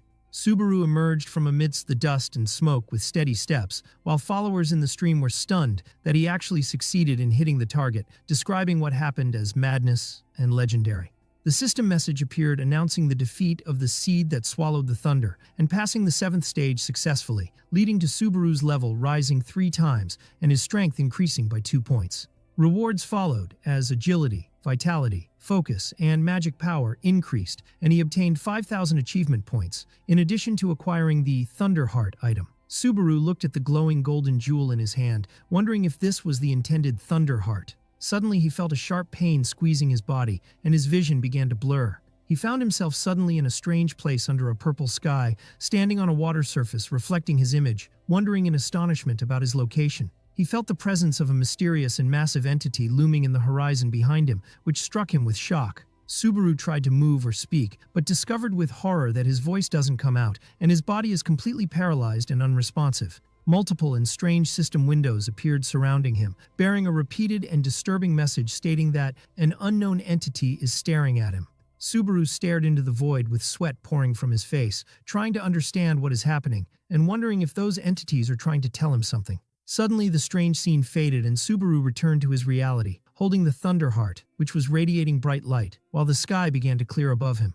The system message appeared announcing the start of the main scenario Thunder, indicating that he can search for clues in the village using the Thunder Heart. Meanwhile, followers in the stream wondered about the reason for Subaru sitting motionless, before a notification appeared, ending the live stream due to him losing consciousness again. Subaru sat on the top of the cliff, looking at the clear sky, thinking that what he saw just now was just a cinematic scene from the system. He rose from his place, apologizing to his imaginary audience for losing consciousness. While previous comments were joking about his frequent fainting in one test, he grabbed his tablet coldly, deciding to accept the credits and rewards he obtained. Subaru stood inspecting the harvest of his arduous battle, where system notifications followed in front of him, announcing the successful completion of missions, and credits flowed into his account. 3,000 from Safe Origin, and the same from another supporter, and an additional 1,000, bringing his total balance to 40,120 credits, while the traces of battle and blood still covered his exhausted body. Viewer comments poured in with various requests, some wanting to see the Thunder Heart, and others urging him to go to the village, but Subaru had reached his maximum limit, so he held his phone with features covered in fatigue, apologizing to his followers that he is a little exhausted, and bidding them farewell with a brief phrase, "See you next time," amidst the grumbling of some about the sudden closing timing. Immediately, the blue system window appeared to announce officially that Narukami Subaru had ended the live stream, bringing down the curtain on this epic test. The scene shifted to a calmer atmosphere inside a luxurious restaurant, where Subaru was sitting with Hatsuka, so his manager initiated by congratulating him on his amazing performance in the test. But he asked her anxiously if it was really okay to end the stream in that abrupt way, to which she answered with complete confidence that it is not just okay, but it was perfect. Hatsuka was radiating enthusiasm and happiness, as she told him with a broad smile that the number of viewers had exceeded 3,000 the previous day, wondering curiously if he hadn't noticed that large number during the fight. Subaru apologized calmly while sipping his coffee, explaining that he was extremely focused on the test to the point that he didn't pay attention to the counter. So Hatsuka got a little confused, explaining that she meant that as a compliment, while she was amazed in secret at his terrifying ability to completely separate his focus from the stream noise and focus only on the battle. Hatsuka regained her confidence and began explaining to him enthusiastically that breaking the 3,000 viewer barrier for a beginner streamer is an amazing achievement, and pointed with her finger confirming that his timing in cutting the stream was extremely perfect, and that the fatigue that appeared on him actually worked in his favor. While she continued analyzing the situation, she likened Subaru ending the stream at that moment to leaving the viewers at the most exciting and suspenseful points, just like what happens in drama works. And Hatsuka asked him smartly if he had planned that intentionally. Subaru revealed his clever plan, explaining that he intends to inspect the rewards and prizes with the viewers in the next stream, in order to be able to show a real and spontaneous reaction that is not artificial in front of them, which struck Hatsuka with amazement at his cunning. Hatsuka looked at him with a look filled with admiration and satisfaction, realizing that he understands the rules of the game well, and muttering in secret that the old manager's worry about him was unnecessary, for he exceeded their expectations. Suddenly, she put her hand on the table with a sly smile, telling him that she brought him a gift today, which sparked Subaru's surprise, who asked her questioningly about the nature of this gift. Hatsuka adjusted her sitting posture with confidence and femininity, and looked at him with a meaningful look as she told him in a calm voice that this gift is something he can never refuse, describing it as very special.